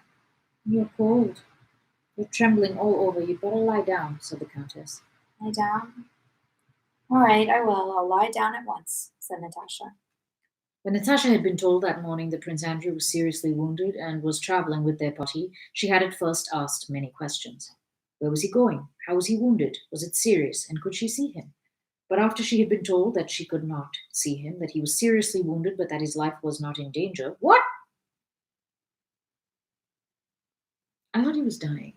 Yeah, but now it was made clear he was dying. It was pretty clear, yeah. Jesus. She ceased to ask questions or to speak at all, evidently disbelieving what they told her, and convinced that say what she might, she would still be told the same. All the way she had sat motionless in a corner of the coach with wide open eyes and the expression in them which the countess knew so well and feared so much, and now she sat in the same way on the bench where she had seated herself on arriving. She was planning something, and either deciding or had already decided something in her mind. The countess knew this, but what it might be she did not know, and this alarmed and tormented her. Natasha, undress, darling. Lie down on my bed. A bed had been made on a bedstead for the countess only. Madame Schoss and the 2 girls were to sleep on some hay on the floor. No, Mamma, I will lie down here on the floor, Natasha replied irritably, and she went to the window and opened it. Through the open window, the moans of the adjutant could be heard more distinctly. She put her head out into the damp night air, and the countess saw her slim neck shaking with sobs and throbbing against the window frame. Natasha knew it was not Prince Andrew who was moaning. She knew Prince Andrew was in the same yard as themselves and in a part of the hut across the passage, but this dreadful, incessant moaning made her sob. The countess exchanged a look with Sonia. Lie down, darling. Lie down, my pet, said the countess, softly touching Natasha's shoulders. Come, lie down. Oh, yes, I'll lie down at once, said Natasha, and began hurriedly undressing, tugging at the tapes of her petticoat. When she had thrown off her dress and put on a dressing jacket, she sat down with her foot under her on the bed that had been made up on the floor, jerked her thin and rather short plait of hair to the front, and began replaiting it. Her long, thin, practiced fingers rapidly unplaited, replaited, and tied up her plait. Her head moved from side to side from habit, but her eyes, feverishly wide, looked fixedly before her. When her toilet for the night was finished, she sank gently onto the sheet spread over the hay on the side nearest the door. Natasha, you better lie in the middle, said Sonia. Now stay here, muttered Natasha. Do lie down, she added crossly, and buried her face in the pillow. The countess, Madame Schoss, and Sonia undressed hastily and lay down. small lamp in front of the icons was the only light left in the room. But in the yard, there was a light from the fire at Little Mistishchi, a mile and a half away. And through the night came the noise of people shouting at a tavern Mamenov's Cossacks had set up across the street, and the adjutant's unceasing moans could still be heard. For a long time, Natasha listened attentively to the sounds that reached her from inside and outside the room and did not move. First, she heard her mother praying and sighing and the creaking of her bed under her, then Madame Schoss's familiar whistling snore and Sonia's gentle breathing. Then the Countess called to Natasha. Natasha did not answer. I think she's asleep, Mama, said Sonia softly. I'm not your mother. That's probably what she says. After a short silence, Right. the Countess spoke again, but this time no one replied. Soon after that, Natasha heard her mother's even breathing. Natasha did not move, though her little bare foot, thrust out from under the quilt, was growing cold on the bare floor. As if to celebrate a victory over everybody, a cricket chirped in a crack in the wall. A cock crowed far off, and another replied nearby. The shouting in the tavern had died down. Only the moaning of the adjutant was heard. Natasha sat up. Sonia, are you asleep? Mama, she whispered. No one replied. Natasha rose slowly and carefully, crossed herself, and stepped cautiously on the cold and dirty floor with her slim, supple, bare feet. The boards of the floor creaked. Stepping cautiously from one foot to the other, she ran like a kitten the few steps to the door and grasped the cold door handle. It seemed to her that something heavy was beating rhythmically against all the walls of the room. It was her own heart, sinking with alarm and terror and overflowing with love. She opened the door and stepped across the threshold and onto the damp, cold, earthen floor of the passage. The cold she felt refreshed her. With her bare feet, she touched a sleeping man, stepped over him, and opened the door into the part of the hut where Prince Andrew lay. It was dark in there. In the farthest corner, on a bench beside a bed on which something was lying, stood a tallow candle with a long, thick, and smouldering wick. From the moment she had been told that morning of Prince Andrew's wound and his presence there, Natasha had resolved to see him. She did not know why she had to. She knew the meeting would be painful, but felt the more convinced that it was necessary. All day she had lived only in hope of seeing him that night. But now that the moment had come, she was filled with dread of what she might see. How was he maimed? What was left of him? Was he like that incessant moaning of the adjutants? Yes, he was altogether like that. In her imagination, he was that terrible moaning personified. When she saw an indistinct shape in the corner and mistook his knees raised under the quilt for his shoulders, she imagined a horrible body there and stood still in terror. But an irresistible impulse drew her forward. She cautiously took one step and then another and found herself in the middle of a small room containing baggage. Another man, Timokhin, was lying in a corner on the benches beneath the icons, and two others, the doctors and a valet, lay on the floor. The valet sat up and whispered something. Timokhin, kept awake by the pain in his wounded leg, gazed with wide-open eyes at the strange apparition of a girl in a white chemise, dressing jacket, and nightcap. Valet's sleepy, frightened exclamation, "What do you want? What's the matter?" made Natasha approach more swiftly to what was lying in the corner. Horribly unlike a man as that body looked, she must see him. She passed the valet, the snuff fell from the candle wick, and she saw Prince Andrew clearly with his arms outside the quilt, and such as she had always seen him. He was the same as ever, but the feverish color of his face, his glittering eyes rapturously turned toward her, and especially his neck, delicate as a child's, revealed by the turned down collar of his shirt, gave him a peculiarly innocent, childlike look, such as she had never seen on him before. She went up to him and, with a swift, flexible, youthful movement, dropped on her knees. I don't know what. Is that a useful movement? He smiled and held out his hand to her. Oh.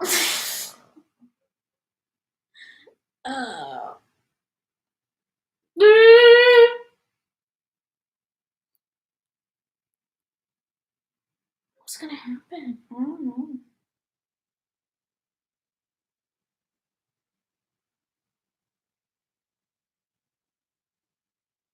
Now do you want them together?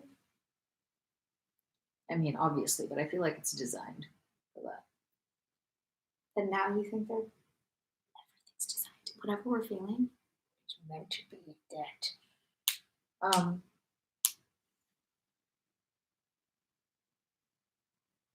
I don't know. I almost feel like it's been so long since we were in his head. Mhm. I don't know. I guess I think that they're a little bit different now, yeah. and that makes me not so certain of what I think may have happened previously. I agree. I think they're more mature. Mm, Maybe they can really have a go at it. yeah. Maybe those kids will be all right. Where's What my about son Pierre? again? What about Pierre? I mean, she's not gonna end up with Pierre. Is she? No, I don't think so. It's impossible to tell.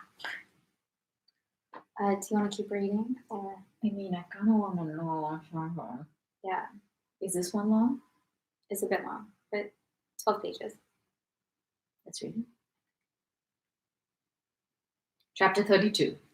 I just want to point out that this is a page turner. Whew. We're like, oh my goodness. Oh no, what's gonna Yeah, what is going to happen? It's finally the love triangle. What I've been waiting for. The triangle. Didn't we make a joke about this 2 months ago? Yeah, we did. What was it? It was funny. I forget. Like, what if you just thought everything was a love triangle? or Yeah, something yeah, like if you that? saw love triangles and everything, and you're like, yeah, because we're talking about that couple. Yeah. That, Well, that was the only time it really was a love triangle. yeah, but if you were just like constantly like, oh yeah, seeing love triangles everywhere. That's really great.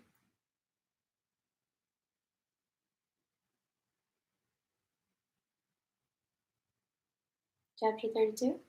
Yeah. Oops, it just closed me. Oh. For some reason, the percentage of weight we are through the book has disappeared. Where'd it go? I don't know, but I had a progress line down here. Ugh. It's a bit annoying. I'm assuming there's a setting that you turned off. I'm assuming. I mean, I'm assuming that as well, but I haven't touched anything consciously. Right. Like I must have just. Yeah. I don't know. Anyway. Okay. Ready? Mhm. Chapter 32. Mhm. 7. 7. 7 days. Wait. Damn it. 7 days had passed since Prince Andrew found Since the Prince Andrew found. Yeah. You just keep going. Found himself in the ambulance station on the field of road. No. What if we read this? What if we read this chapter together? Ugh. How delightful that How would be. I'm utterly sure. Tolstoy. How charming. Sorry, I'm going to shut up now. His feverish state and the inflammation of his bowels, which were injured, were, in the doctor's opinion, sure to carry him off. But on the 7th day, he ate with pleasure a piece of bread with some tea, and the doctor noticed that his temperature was lower. He had regained consciousness that morning. The first Jeez. night, after they left Moscow, had been fairly warm, and he had remained in the caleche. But at Mitishchi, the wounded man himself asked to be taken out and given some tea. The pain caused by his removal into the hut had made him groan aloud and again lose consciousness. When he had been placed on his camp bed, he lay for a long time motionless with closed eyes. Then he opened them and whispered softly, "Tea?" His remembering such a small detail of everyday life astonished the doctor. He felt Prince Andrew's pulse, and to his surprise and dissatisfaction, found it had... Wait.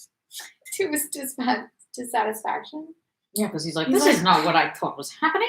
I said he was going to die. And yeah, was this the same doctor that kissed him on the lips? He'd Or a rather be different one? right than happy. Yeah, definitely. I don't know if it's that same doctor. Kiss of death Yeah. or not. To his surprise and dissatisfaction, found it had improved. He was dissatisfied because he knew by experience that if his patient did not die now, he would do so a little later with greater suffering. Oh, Really? okay. Sure. That seems far-fetched. Timikin, the red-nosed major of Prince Andrew's regiment, had joined him in Moscow and was being taken along with him, having been wounded in the leg at the Battle of Borodino. They were accompanied by a doctor, Prince Andrew's valet, and his coachman, and 2 orderlies. They gave Prince Andrew some tea. He drank it eagerly. What's the difference between being unconscious and being in a coma? Good question. What does it mean that he was unconscious for 7 days? Does that not constitute a coma? I think it does. Right. So what? I wonder what distinguishes one from the other. Like, you're not asleep. I'm assuming if you're unconscious, you're asleep. I matched and chatted with someone who was in a coma. Really? Yes. Dating apps are so interesting. Sorry, what were you saying? Does unconscious mean you're asleep? No. What else are you? You're like not there. Unconscious does not mean asleep.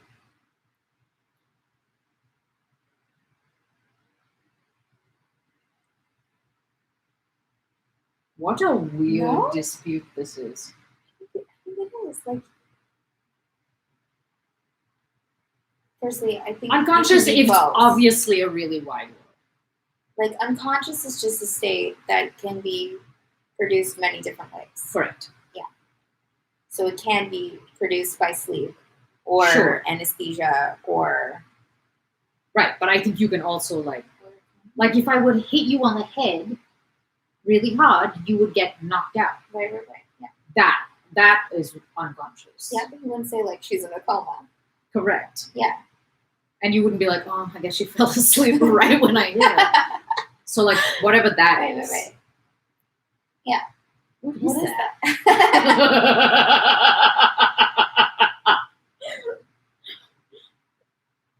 I don't know. I don't know what's happening.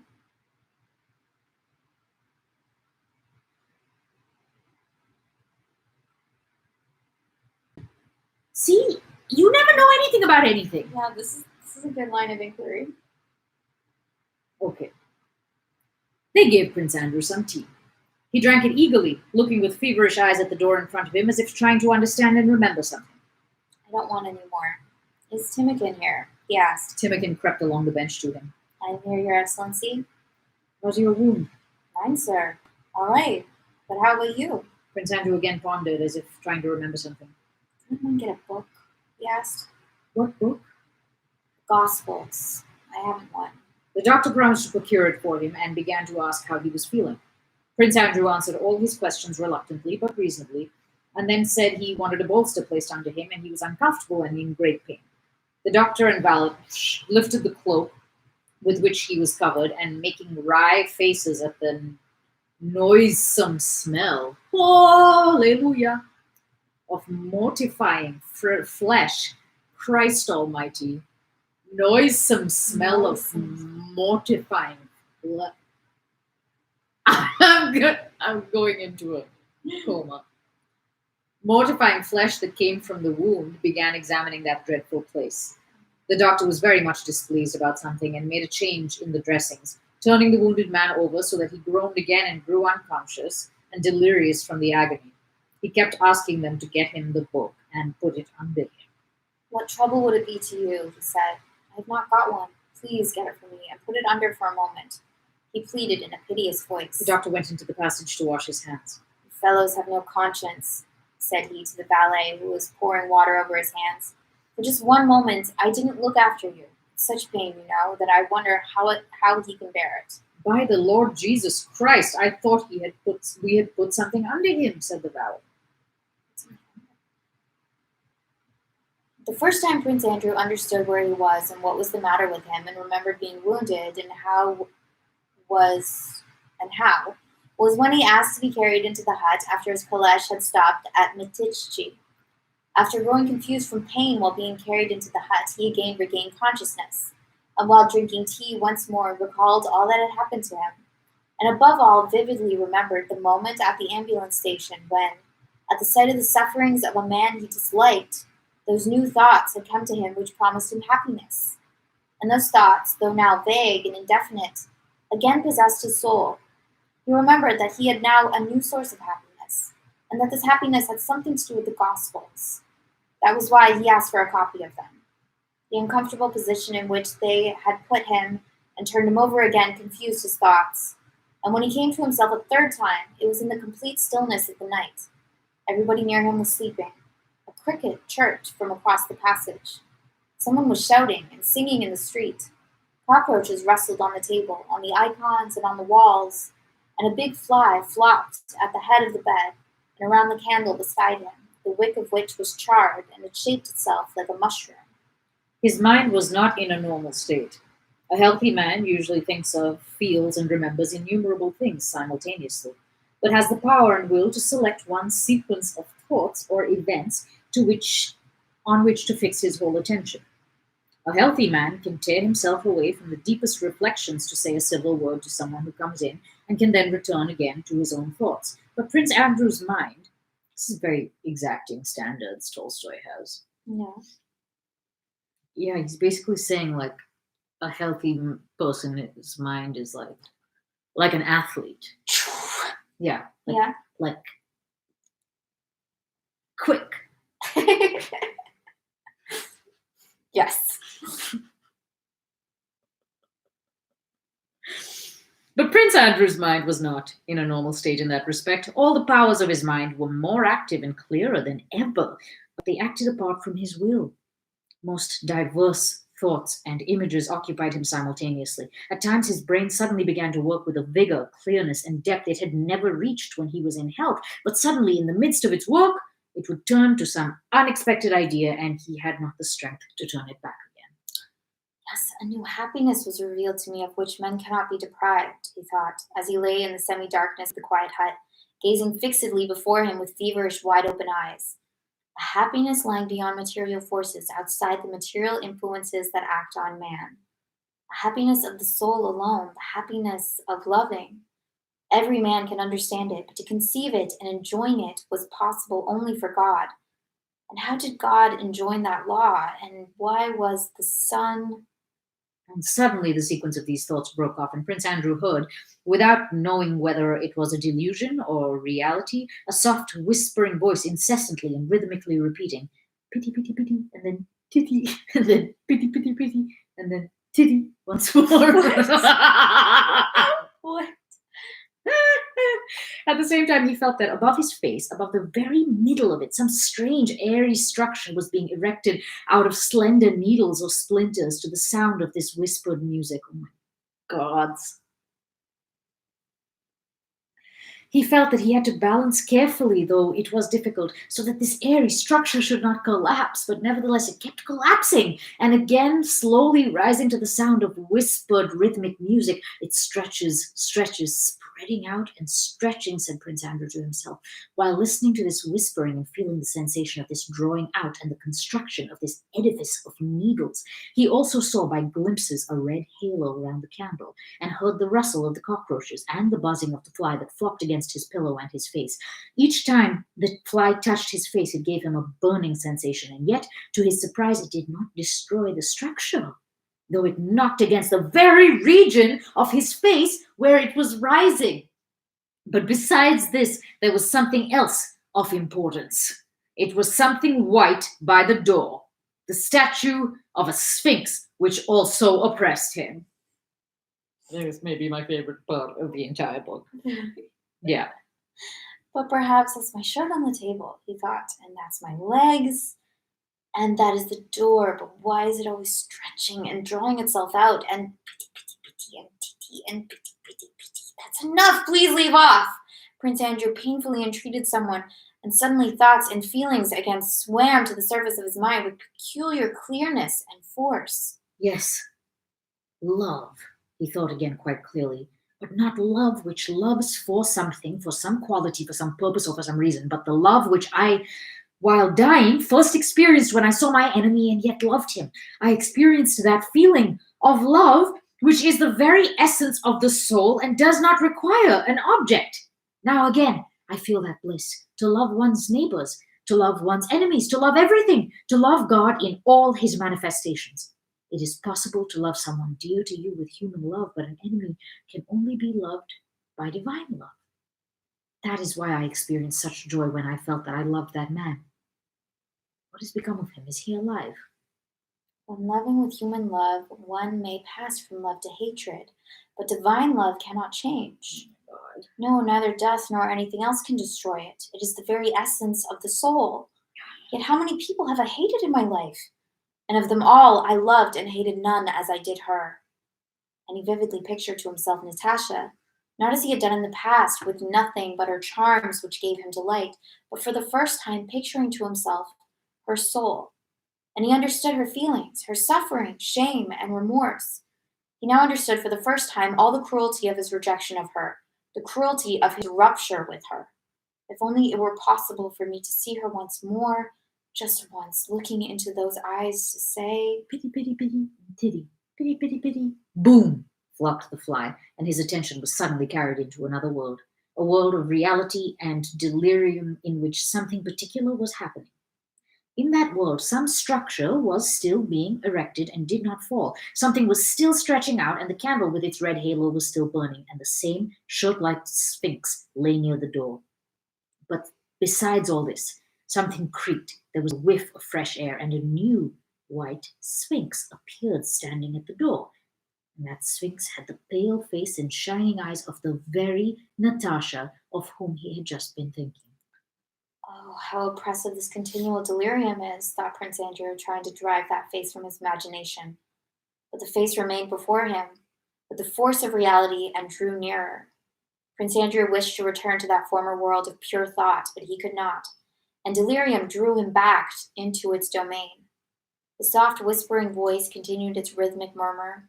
Something oppressed him and stretched out, and the strange face was before him. Prince Andrew collected all his strength in an effort to recover his senses. He moved a little, and suddenly there was a ringing in his ears, a dimness in his eyes, and like a man plunged into water, he lost consciousness. When he came to himself, Natasha, that same living Natasha, whom of all people he most longed to love with this new, pure, divine love that had been revealed to him, was kneeling before him. He realized that it was the real living Natasha, and he was not surprised, but quietly happy. Natasha, motionless on her knees, she was unable to stir, with frightened eyes riveted on him, was restraining her sobs. Her face was pale and rigid. Only in the lower part of it something quivered. Prince Andrew sighed with relief, smiled, and held out his hand. You, he said. How fortunate. With a rapid but careful movement, Natasha drew nearer to him on her knees, and taking his hand carefully, bent her face over it and began kissing it, just touching it lightly with her lips. Forgive me, she whispered, raising her head and glancing at him. Forgive me. I love you, said Prince Andrew. Forgive. Forgive what? He asked. Forgive me for what I have done, faltered Natasha in a scarcely audible, broken whisper, and began kissing his hand more rapidly, just touching it with her lips. I love you more, better than before, said Prince Andrew, lifting her face with his hand so as to look into her eyes. Those eyes, filled with happy tears, gazed at him timidly, compassionately, and with joyous love. Natasha's thin, pale face, with its swollen lips, was more than plain. It was dreadful. But Prince Andrew did not see that. He saw her shining eyes, which were beautiful. They heard the sound of voices behind them. Peter, the valet, who was now wide awake, had roused the doctor. Timikin, who had not slept at all because of the pain in his leg, had long been watching all that was going on, carefully covering his bare body with the sheet as he huddled up on his bench. What's this? Said the doctor, rising from his bed. Please, go away, madame. At that moment, a maid sent by the countess, who had noticed her daughter's absence, knocked at the door. Like a somnambulist aroused from her sleep, Natasha went out of the room and, returning to her hut, fell sobbing on her bed. From that time, during all the rest of the Rostovs' journey, at every halting place and wherever they spent the night, Natasha never left the wounded Bolkonsky, and the doctor had to admit that he had not expected from a young girl either such firmness or such skill in nursing a wounded man. Dreadful as the countess imagined it would be should Prince Andrew die in her daughter's arms during the journey, as judging by what the doctor said, it seemed might easily happen. She could not oppose Natasha. Though with the intimacy now established between the wounded man and Natasha, the thought occurred that should he recover, their former engagement would be renewed. No one, least of all Natasha and Prince Andrew, spoke of this. The unsettled question of life and death, which hung not only over Bolkonsky, but over all Russia, shut out all other considerations.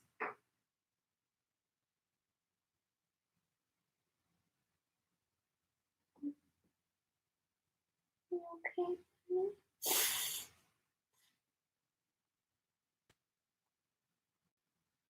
Did you think that whole bit was insane? The needle structure? Yeah. I like really didn't. Wait, why? Because it's so familiar to me. Not any specific thing that he said, but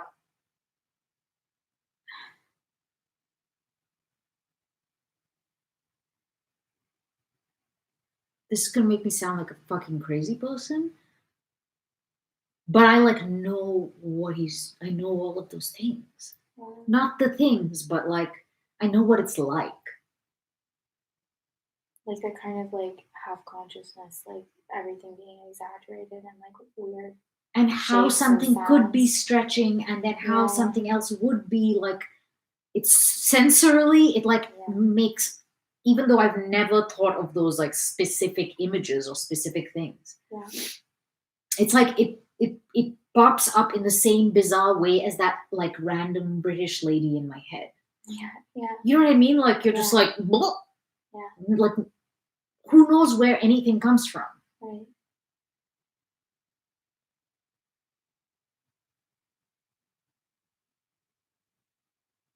And I think I've always felt like a little bit not in control of my mind in a way, that this kind of seems like, oh, now this is happening and now this is happening, and that's partly because of anxiety and other stuff. Like it feels like something's happening to my brain that I can't, I don't know. But then on top of that, the like obnoxious sweetness of like fuck you, Tolstoy, fuck you. He's like deliberately so obtuse and so annoying, but then there's like stuff like this. Yeah. You're like,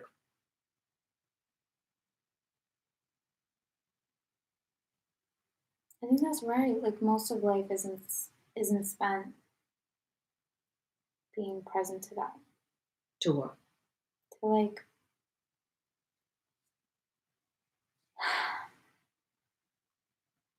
to define love. And that was crazy too. Mm-hmm. The way he talks about human love only being capable of so much. And it's yoga. Like all of this shit is the same shit. Mm-hmm. Yeah. They use the word soul a couple of times. I know. And I thought it was so interesting that he's like it was through loving his enemy that he attained like a kind of happiness he didn't know was possible.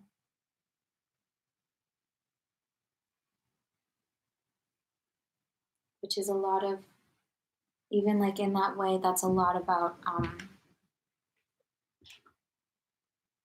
like embracing the thing that you don't want there. You know? Like I can see that too, being in like choosing your own life. Like finally like accepting the thing that you don't like. And through that you, I don't know, you like gain access into like the actual nature of the world and life itself.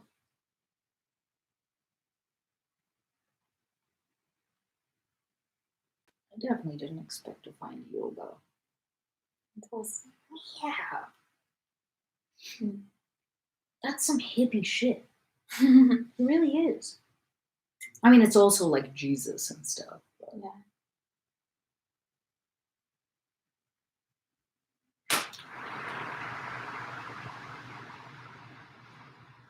I think this is also precisely why religion or spirituality is a source of strength.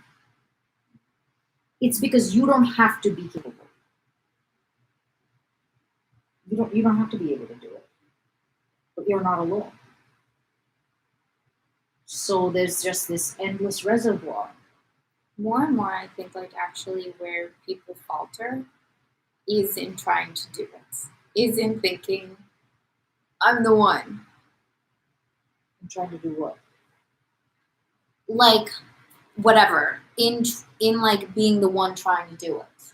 Like when they put themselves in the thing, then they're limited by whatever this thing can do. Mhm. And then they're always like kind of steered by either like feeling they're great or feeling they're terrible. Mhm. And neither is useful. Mhm. Like people are only really capable of things when they're not, yeah, when they give it up to something else. Or when they're so focused on the thing that they're focused on, but they lose themselves, right? Like it's funny to me how much people seem to seek out that experience of like being in flow, of like losing themselves, and then also like how much time they spend trying to just kind of fussing with themselves at the same time. Just leave yourself alone. Go be outside yourself. It's a human condition.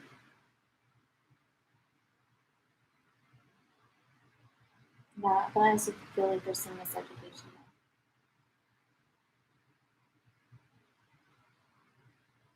I mean, that might be, but I think it's like this is the same thing that every religion, everything is about.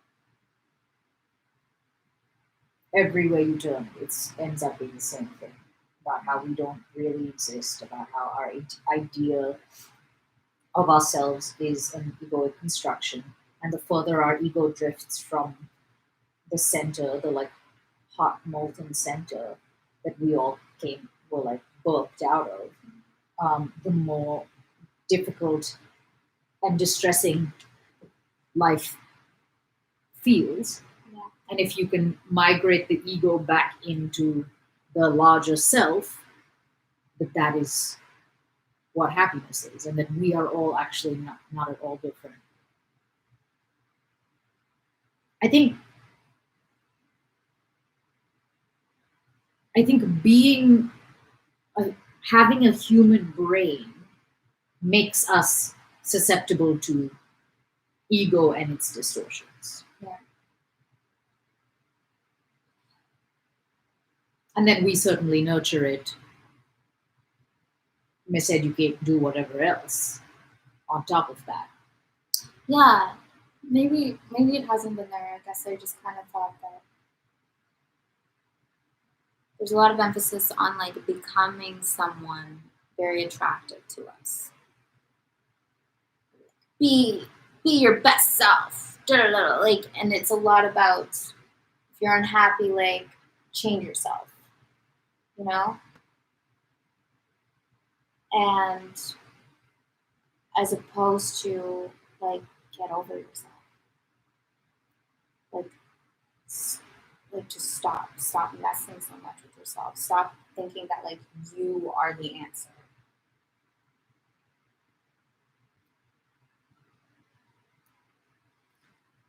I think maybe all of those other things are an effort to prepare for this. Right? Yeah, like having said it, I'm like, oh, everything's a stupid balance. I get it. Everything is like can only be done in um, kind of like in partnership, like without being grounded, right? In whatever you are, then you can't kind of let it go and be out there. Yeah.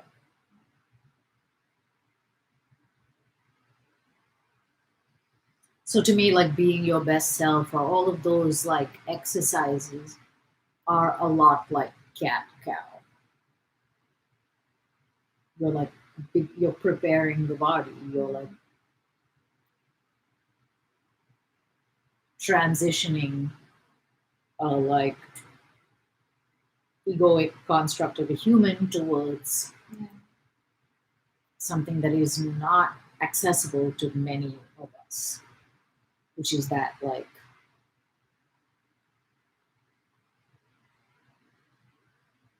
thing of like everything we're doing doesn't really exist. Like a lot of what we're doing doesn't exist.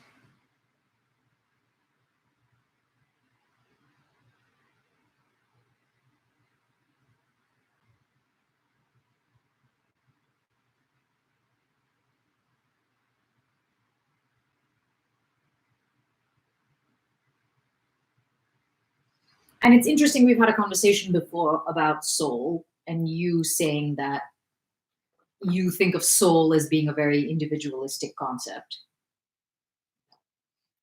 And I almost feel like I only think there's a soul because we're not individuals. Yeah, right. Yeah. That's exactly it. That's a very good way of putting it. I always thought soul was like, oh, like that there's someone like it's intrinsically you. Like that's the most you-ness. Like that's really who you are. And you're actually saying that's something unifying. Yeah, that everyone's is the same, actually. Yeah. And that's the way in which we're the same. Yeah. Is souls. Or soul matter. I don't know. I don't know if each person has one. You know what I mean? Like souls makes it very like quantified. I don't, you know. Right. I mostly just think that there's like something going on that's the same. And that's what I feel like I know.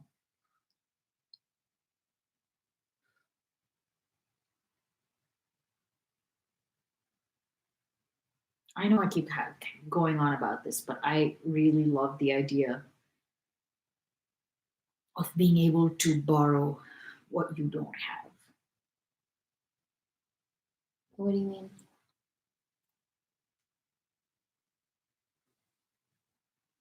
Like the benefit of having a higher power, the benefit of this whole sort of way of thinking means that your limitations are not actually your limitations. Yeah.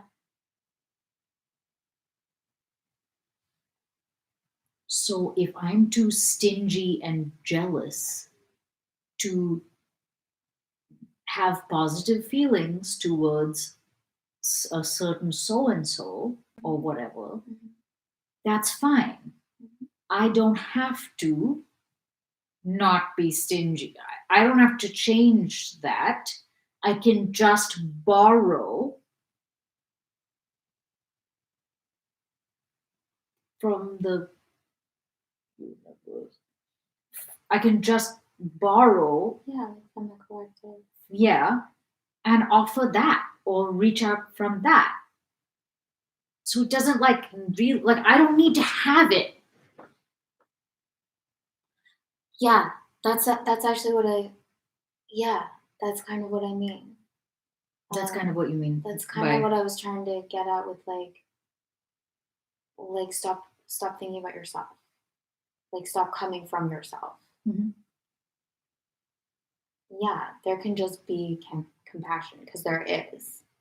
And so you don't need to like worry about like whether you have it or not. Yeah, you don't have to be like you don't need to be like I'm a compassionate person. You like do compassion. Yeah. And the more that you do that, the more you might like start having it. Right. And believing that you have access to something that you don't have, I think is a really like mind-bending realization, potentially. Yeah. And I think that's why people like in Christianity, like, I think that's what all the fuss is about. What do you mean? They're not alone. Oh. Like I think that's what God is about. Mm-hmm. No matter who the God is.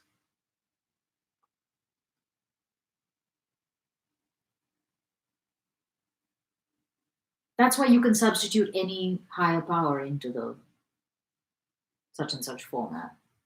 And it still works. Yeah, I don't really know what people would say the fuss is about when it comes to Christianity. It's the same as it is about anything else. And we'll see. I can see those connectors, but I don't know if I were to actually like talk to someone very devoutly Christian, what they would describe Christianity as being about. I mean, I definitely think that they feel like, maybe not only, but that like God walks beside me, the footprints in the sand thing. Mm. That they are not alone, and that that's what people are on the street being like, God, Jesus loves you. Like that's what they're fucking trying to say. Yeah. Is it like it doesn't matter who you are Mm. or like what your deal is? I think that's what they're actually saying.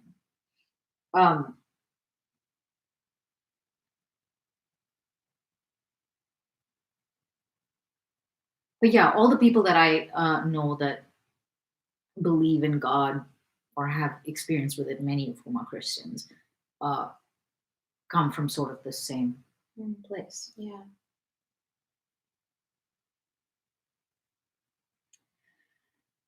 And interestingly,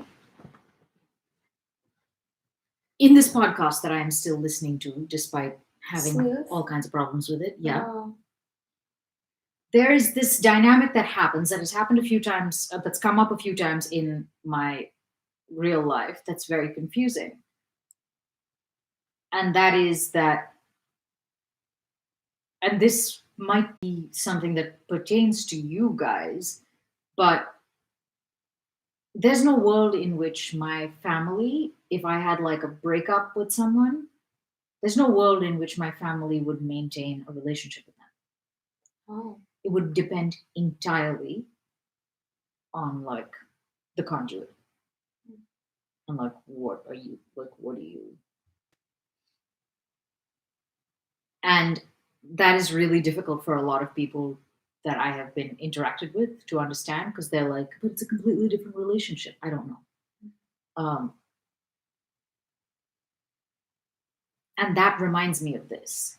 Because if you come from a place of you and somebody has hurt your daughter, you don't love them. Right. Yeah.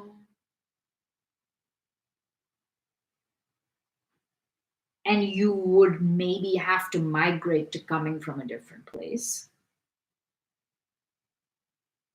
in order to continue to extend whatever love was there before to the same extent, despite everything that has happened.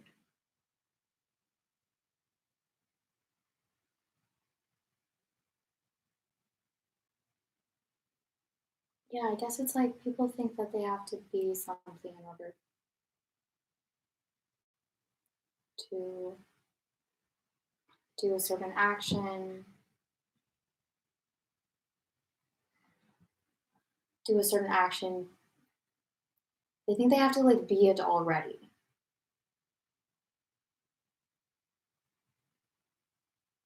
And more and more I'm kind of thinking like, yeah, like that is self-centered in a way. Like that's like all ego. It's like I am this, therefore this, or whatever. And it's like I get it when I get it, and then I don't when I don't. And my brain is feeling kind of sluggish right now. But if you just like, if you're actually like able to let go of whatever the hell you think about yourself, because ultimately it's just thoughts you think about yourself, like an idea you have about yourself. If you're just able to be like, okay, let's go, let's like leave that and just be with whatever you're trying to do, then there are no limitations because there actually aren't.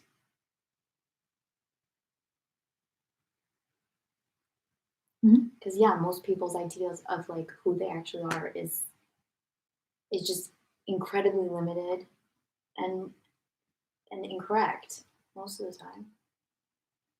Like they don't know what they're capable of.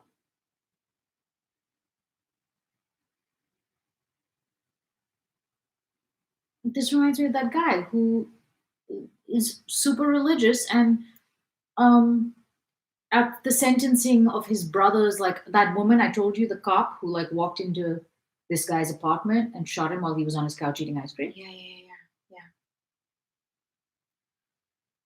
His brother, at her sentencing, was like, I would like to hug her and just know that I forgive you and love. Like, that is what I'm talking about.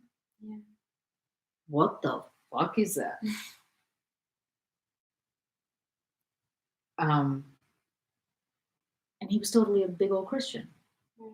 And that's like where that comes from for him.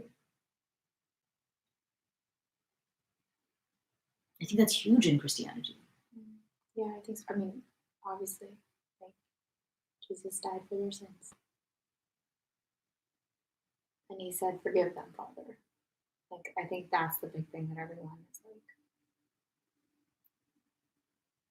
He's dying on the cross, and he's still protecting them. Yeah.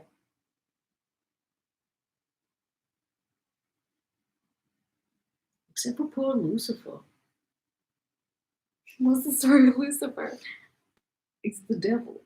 I know, but I don't fully get it. He's the fallen angel. Yeah. He got shafted somehow. That's why I'm like, I don't know the full thing of what Christianity is. Actually, it wasn't dualistic or binary, according to something that I'm reading. Mm-hmm. It's weird to not know what it is. Apparently, it wasn't dualistic or binary until Christianity was impacted by Zoroastrianism, and when those two religions interfaced. That was one of the things that came over from Zoroastrianism. Historically speaking, that apparently Lucifer was not like. In the that Christianity, there wasn't that like duality. The like devil and God. Yeah. It was more like God needs the devil to be doing this. You know what I mean? It was more like everybody's like on the same. Yeah, there's only really one cohesive team.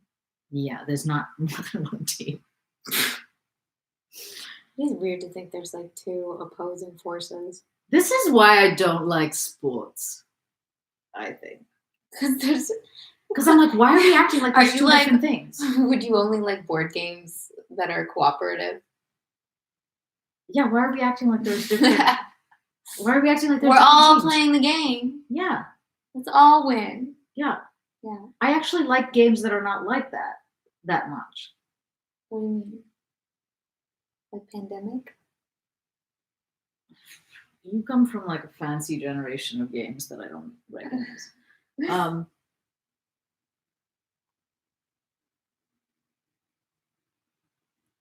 I like games where it's not like so adversarial. Mm-hmm. So like Pictionary or whatever, because they're guessing for their teammate. You know what I mean? Like that's just not a very adversarial game. No. I like games that are more like everyone's doing the same thing. Yeah. I'm like, I mean, it can get competitive. Sure. But, oh man, Mark, it's so competitive. It's scary. Really? Yeah. Oh my God. I'm always like my breath gets really small when I'm around her and we're playing games. I'm like, okay. Does that happen a lot? She's just so competitive. She just has to win at any game. Even if she just learned the game, she's like, okay, let's go. It's like, all right. And if she loses, like, oh, I'm scared. I'm a little like that, but I lean hard away from it as a result. Because I'm like, this is weird. It's not good. It's not healthy. Yeah, I don't want. Even like it's like innocuous games where it's like this is a really easy game, like Bananagrams. Fucking games still over here. I don't know any of these fucking games that you mentioned. Bananagrams is basically you're just like creating a crossword with tiles. Okay. So it's kind of like Scrabble, except everyone's creating their own Scrabble board. Okay. So it's like and it's called Bananagrams. Yeah. Like it's a silly game, but she's like. I'm not a big fan of games. Yeah, I haven't seen you board gaming it up. I have one game here that I'm every once in a while I'm like, I should ask Janessa to play this with me. What is it? It's abalone, right there. Oh yeah. Is it like Pictionary? No, Oh. I wish it was more like Pictionary. Mm-hmm. Yeah, I like togetherness games. Yeah, I think you like Salad Bowl. What's Salad Bowl? It's a fucking other game. Are you No, just I naming only weird learned shit? this in Big Bear. Salad Bowl is a lot like charades. I don't even know if that's what most people call it. You can literally just be saying words right now. Like I know, I salad, could be like making that it sounds up. like a totally made up fucking. Yeah, it's like tissue box. What's tissue box? Is that a game? Salad Bowl, you would like it, but I think you need a lot of people because it's like charades in that you put like a bunch of names in a salad bowl. Okay. So presumably this game is known by lots of other. This is such It's a like bougie cardboard game. box or Mhm. container. I don't know, whatever. And so the first round is charades, or like it's just all these different rounds. No, like the first round is you say other words aside from the person, but you can't say like anything in the person's name. Then like the second round is like a little bit That's like cranium. harder. Yeah, it's A kind of little. like cranium. So it's like it just keeps getting harder and harder, Okay. but with the same names done over and over. But like at the end of it, everyone kind of like knows everything in the bowl. So you're just like guessing the things that have kind of been mentioned already, but it gets like really ridiculous. Like there's one round where literally you're doing charades, but under a blanket. So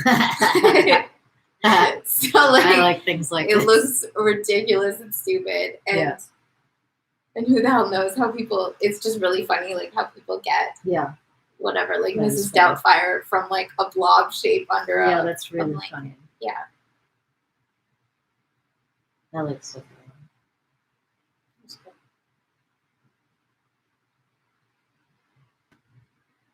This is a crazy book. It's very weird. I'm glad you like it so much. Cool. Like, I'm glad you did that hard turn. I can't tell For what's a while, going on it was over like- there. Yeah, I know. I was thinking of Yeah, that too. I it's was like, like, I'm what tracking. the fuck? Why am I like? I'm like tracking my feelings about the book, but you're like, I'm glad you like it, No, and I was keep thinking being about like, that. wait, does that mean she doesn't like it? But I don't. I don't think I feel one way or the other about it. It's so interesting because like, it's been a lot I know. of reading. I know. I'm very like just kind of floating on the surface.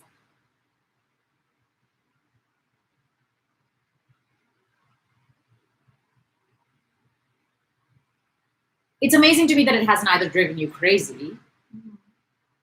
Like it seems like.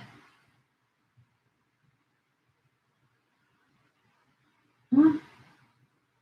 Not necessarily. I was gonna say it seems like a weird book to be ambivalent about, but maybe that's not true.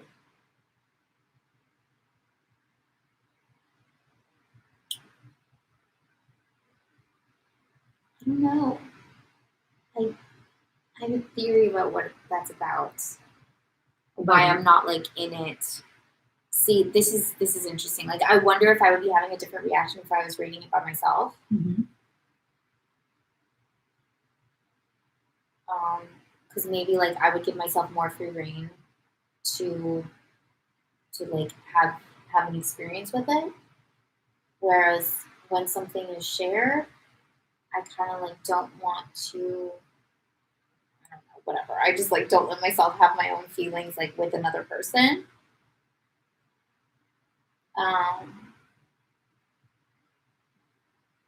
And like there's been a lot of like up and down, like granted because it's in the book about like what the fuck is like I can never get like attached to the characters because it's like 1 second like Pierre's kind of like sweet and great and like the next he's like a doofus and I'm like what the fuck is this? And I think like I don't know where to place my feelings with it. Yeah. In a way that I don't know where to place my feelings, so maybe that's why I'm like kind of staying removed from like really expressing whatever.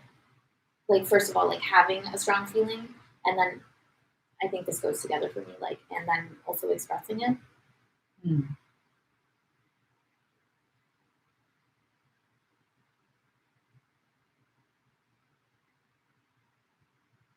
Yeah, I think I'm kind of trying to be like, and I'm sorry, it's like super, it's stupid, but I think I'm like trying to like make sure you get your experience of the book. Seriously. Whatever. Why? I don't know, that's what I do. I don't know. But I'll have my experience of the book no matter what. Whatever, regardless. Yeah.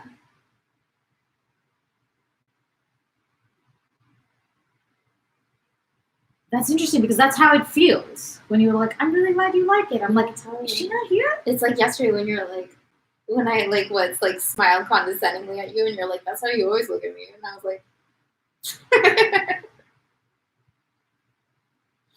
"Yeah, like it's very precious to be like, Yeah. yeah, But it's also like you've removed yourself. right, I know." Okay, I'll unremove myself. That being said, when I was about to say this is a weird book to feel ambivalent about, I immediately thought, well, that's not entirely true because for the first half, it's not that I didn't like it. I was just very confused Yeah, and all over the place and was like not knowing how to feel or where to put my feelings also. So actually, I don't think that that's that weird of a place to be with it. no, I don't think either, and I think I can like perceive, especially with you, but with everyone, I can perceive like any kind of like upset as like not liking something, and that like that's making a jump. Mm-hmm. You know, like you're allowed to be like, "What the fuck is this?" and still be into it. Yes. Yeah. Especially in this book, I feel like that happens quite a lot because it's always like, what the fuck is this? Yeah. But it's changing my relationship to what the fuck is this? Oh, And that is like,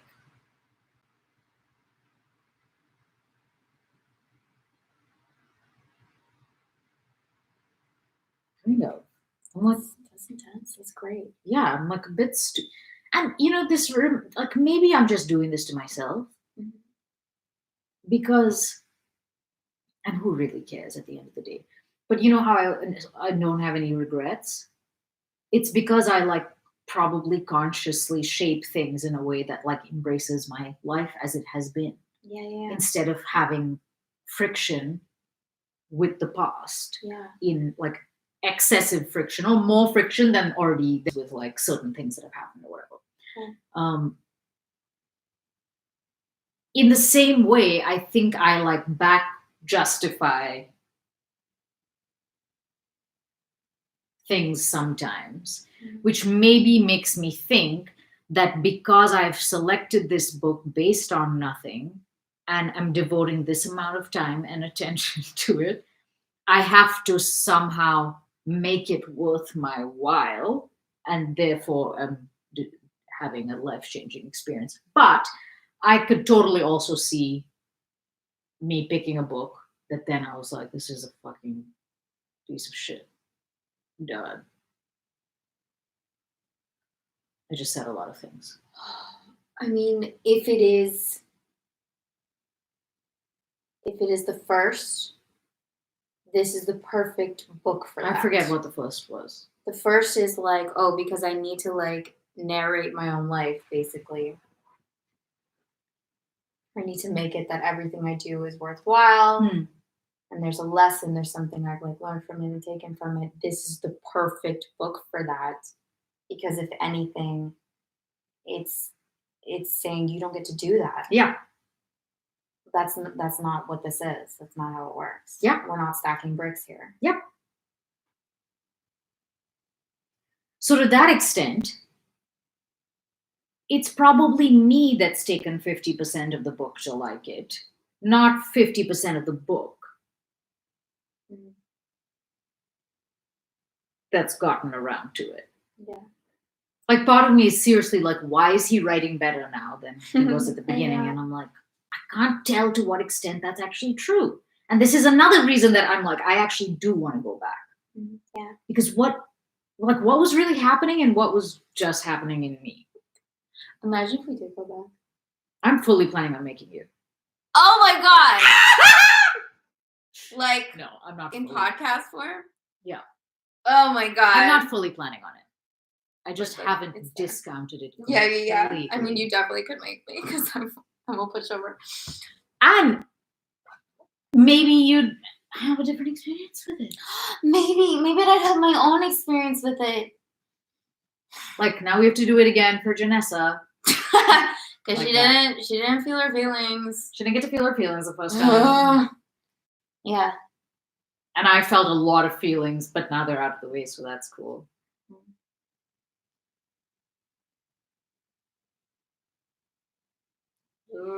I don't know. Do you think at all that he's writing better now than he was at the beginning? Did I think he was writing badly before? I didn't think he was writing badly before. No, I didn't think he was writing badly either. I didn't know when something was a joke. And I remember continuously being like, is this intentional? Is this intentional? I don't understand. Like, and there was like some condescension, I guess, towards him where I was like stuffy old white guy. I did have some of that. Like, what does he have to tell me about life? Yeah. And it's all about like the nobility. Yeah. And it's all like men and rich people. Yeah. And it did feel a bit. Which it is, by the way. Yeah. Which it is. Mostly men and rich people. So like one of the things I was really compelled by actually, like, was the thought, and still am, is the thought process of these characters. And I find, and this might be too also why, like, maybe I'm hiding it a little. I just like, I strongly identify with it. Mm-hmm. Like Pierre and Andrew specifically, I like identify with that kind of like crazed, like suddenly they're feeling this thing, or like now they think they've solved the answers to life, or just like Andrew's dreariness. I'm like, yep, I feel it. Like that kind of like hatred of humanity, hatred of himself, but then at the same time, like always trying to position himself like, I'm going to be the one. It's going to be me. Like, yeah, I fully relate to that. And maybe that's also why I've kind of like couched it, because when you're like, fucking Andrew, and I'm like, yeah, Andrew's terrible. Andrew's terrible. And I'm like, no, that's me. I fully understand that. And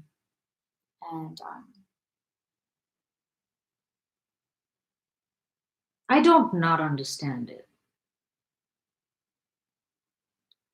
And I wasn't sure if he was gonna get over it.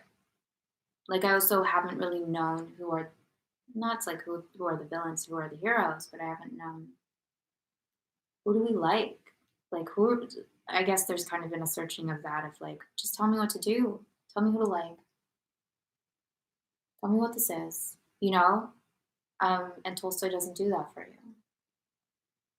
So maybe it's kind of like the perfect book for me too, because great, I'm like floating on the surface because I'm like, oh yeah, it like isn't safe anywhere to land. Like it isn't safe for me to like something because nothing's been clearly established. Like, great, these are our people, now we like them, and so we're like pulled along on this story.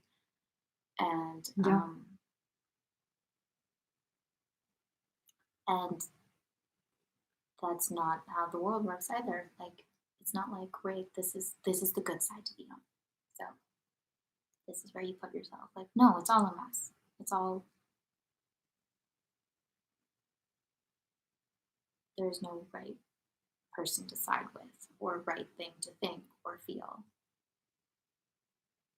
Which I think you can sometimes achieve the first thing you said, there's no right person to side with. Mm-hmm. You can achieve that in by good character development, right? In many ways. Like, you can look at every person in the equation and be like, I get it, and I get it, and I get it, and I get it. Like, that is a really, well, and even like, that's a common quality of really good, I think, writing. It's a kind of writing. I mean, I've read enough screenwriting books that are like, first scene, you establish the hero and why the audience likes them.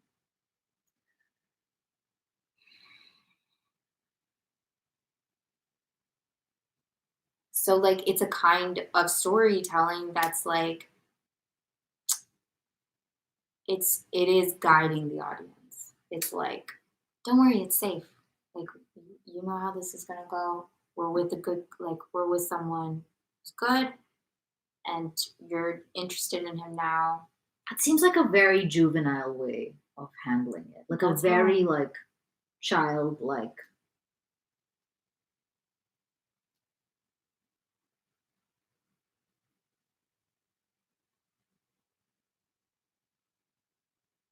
Like I get why you would do that or why you would tell people to do that. I'm thinking about screenwriting books. Yeah.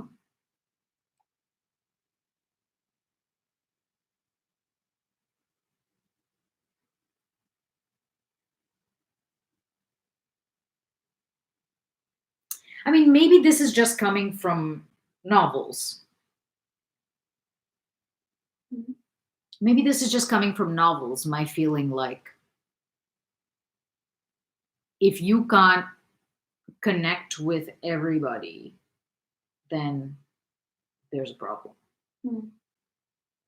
Mm. Because to illuminate is one of the jobs at hand in my mind.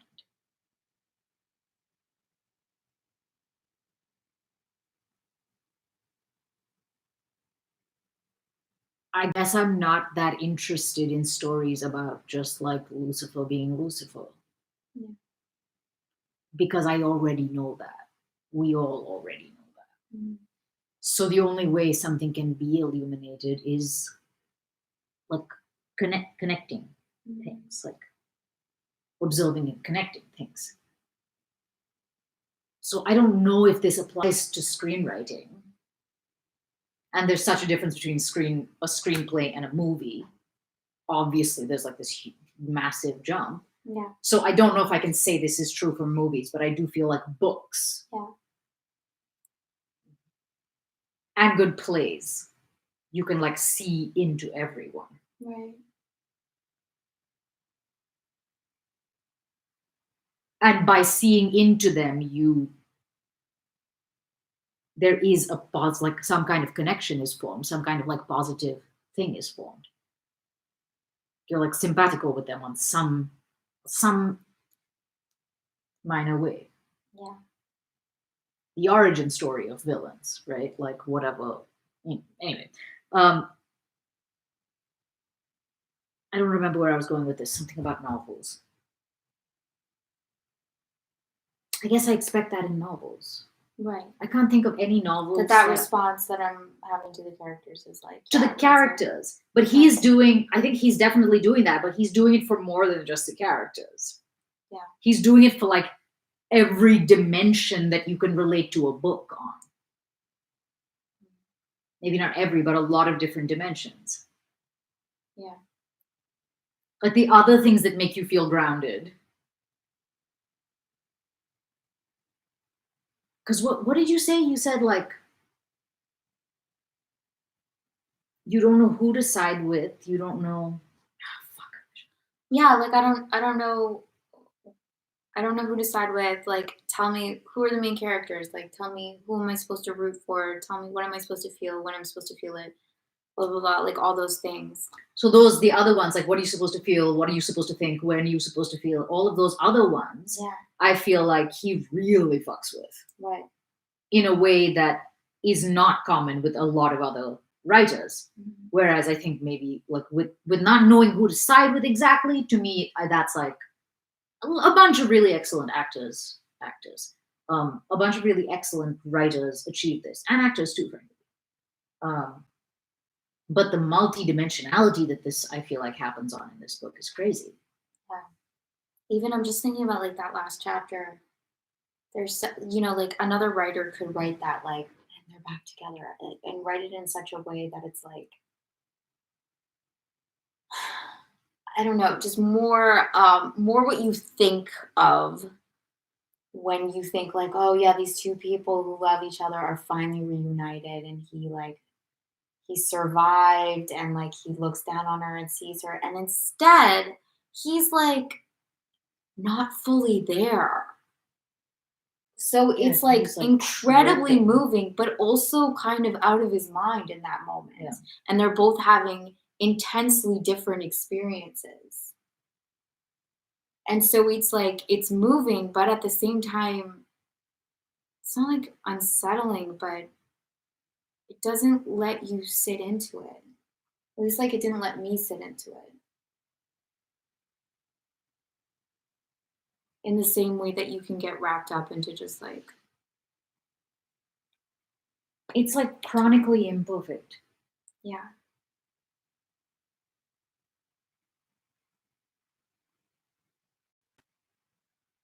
But not in a way that feels contrived, because then that would be reactionary to Yeah, it doesn't feel contrived. expectation.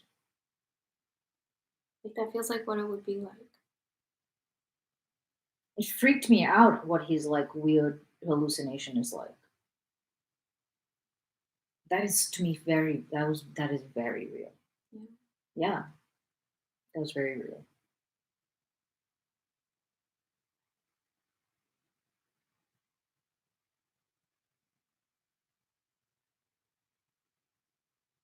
And there's still kind of a tension.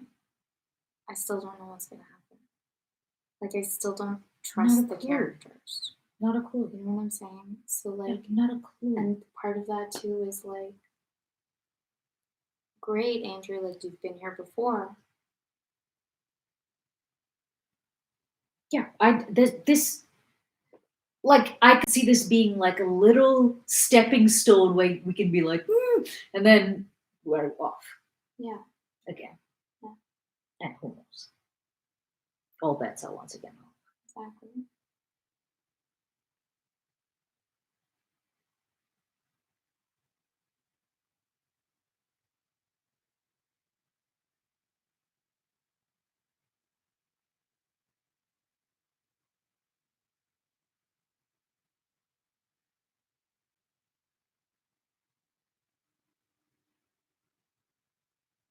Yeah, I really like how it's like two completely different scenes. The like the one where she like sees him for the first time, and the one where he's like, oh, fuck, look. And I really, you know what I really relate to is like not being able to tell what's happening.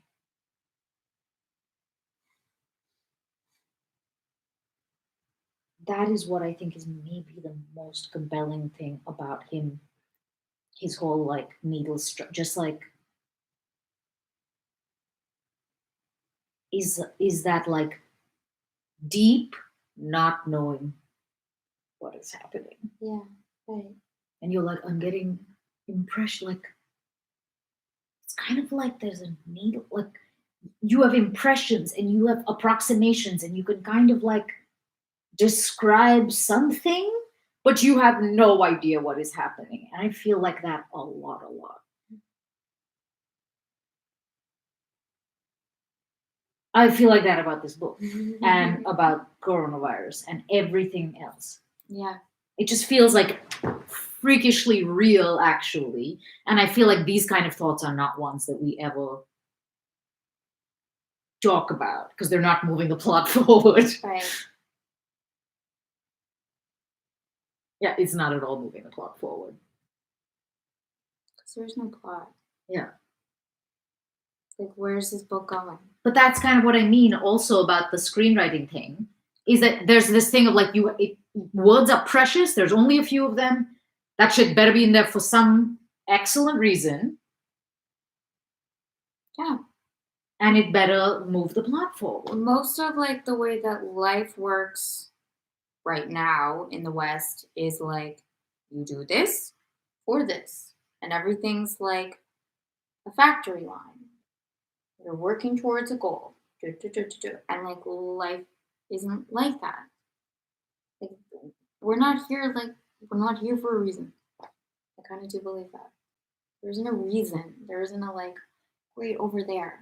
Like, no, there's no over there. It's just continuously. But there happening, can be happening, reason. and then there can be like, there can be reason. Yeah, there can, like, the world, the existence doesn't preempt a reason. No. But I know what you're saying. That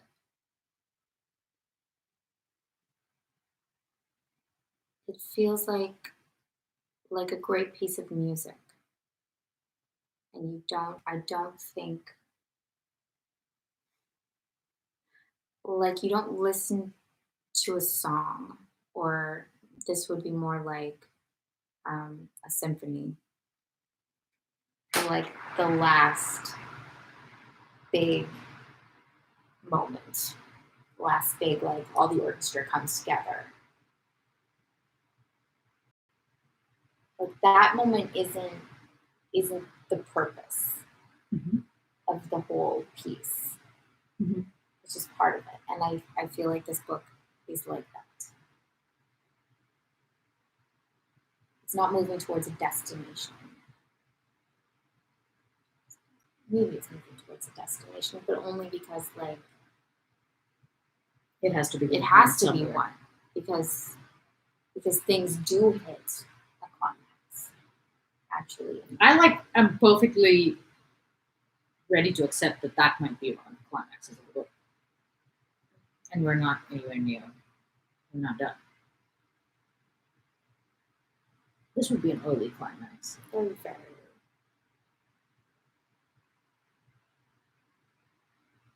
But again, like,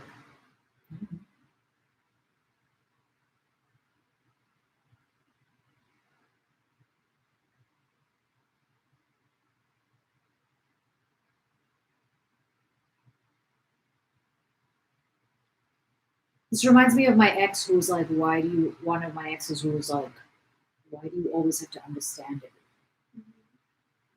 This reminds me a lot of that.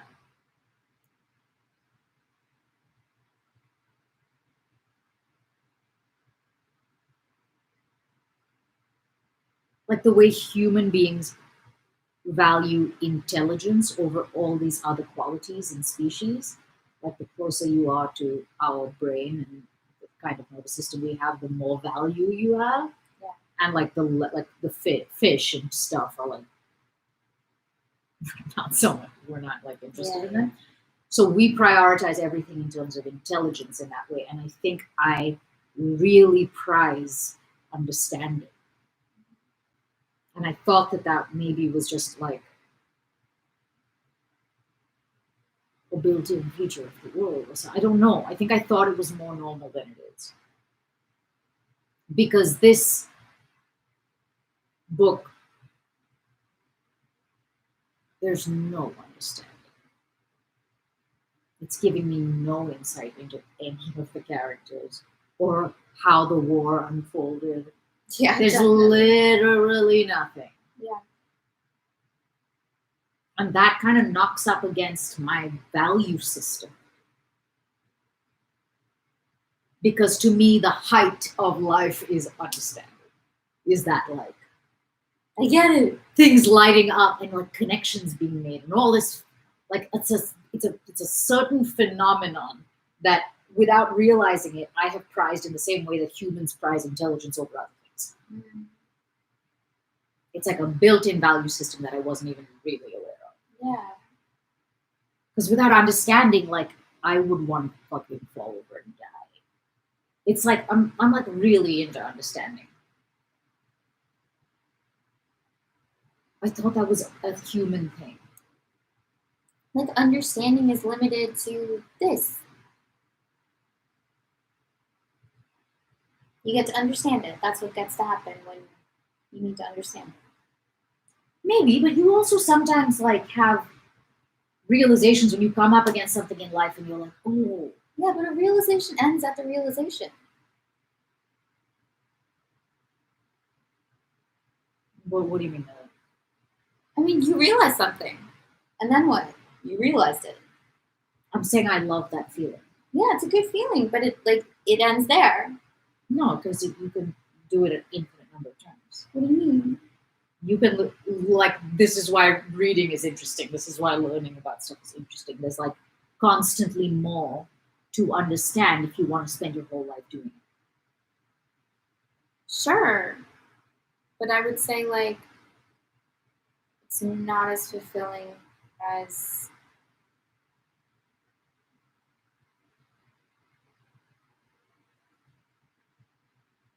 I know it is living life,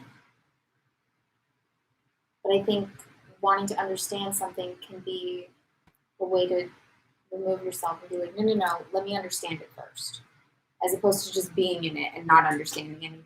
Maybe.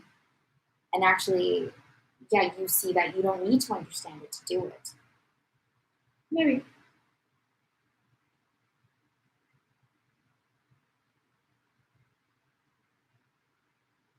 And then understanding is like a form of control, really. Mhm.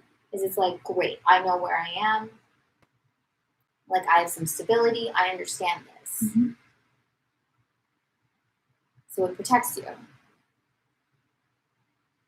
Whereas, yeah, if you don't, then anything can happen to you, right? Mhm.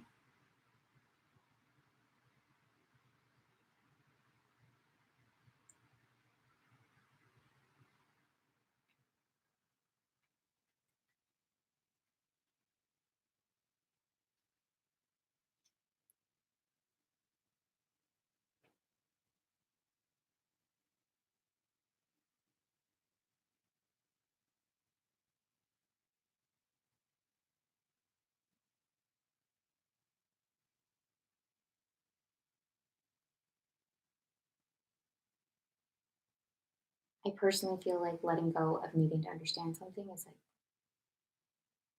enormously freeing. And strangely, you understand more.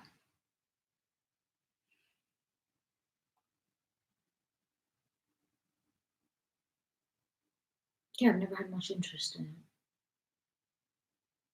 Mm. And letting go of wanting to understand something. Yeah. Yeah. Mm. And now you're experiencing that. Yeah, it's like a different dimension of That's, yeah.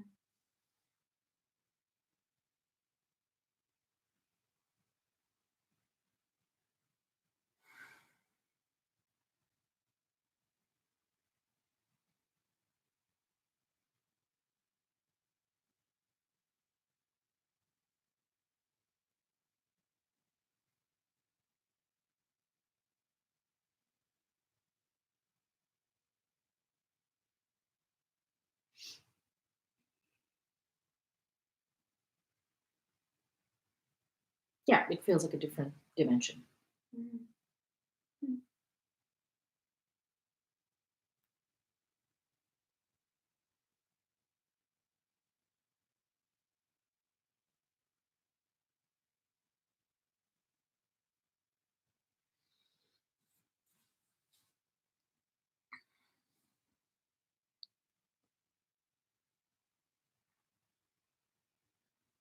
What?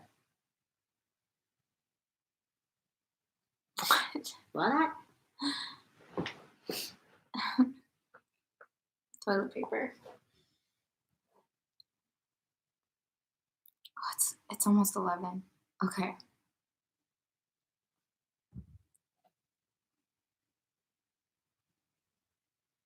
Yes, it is.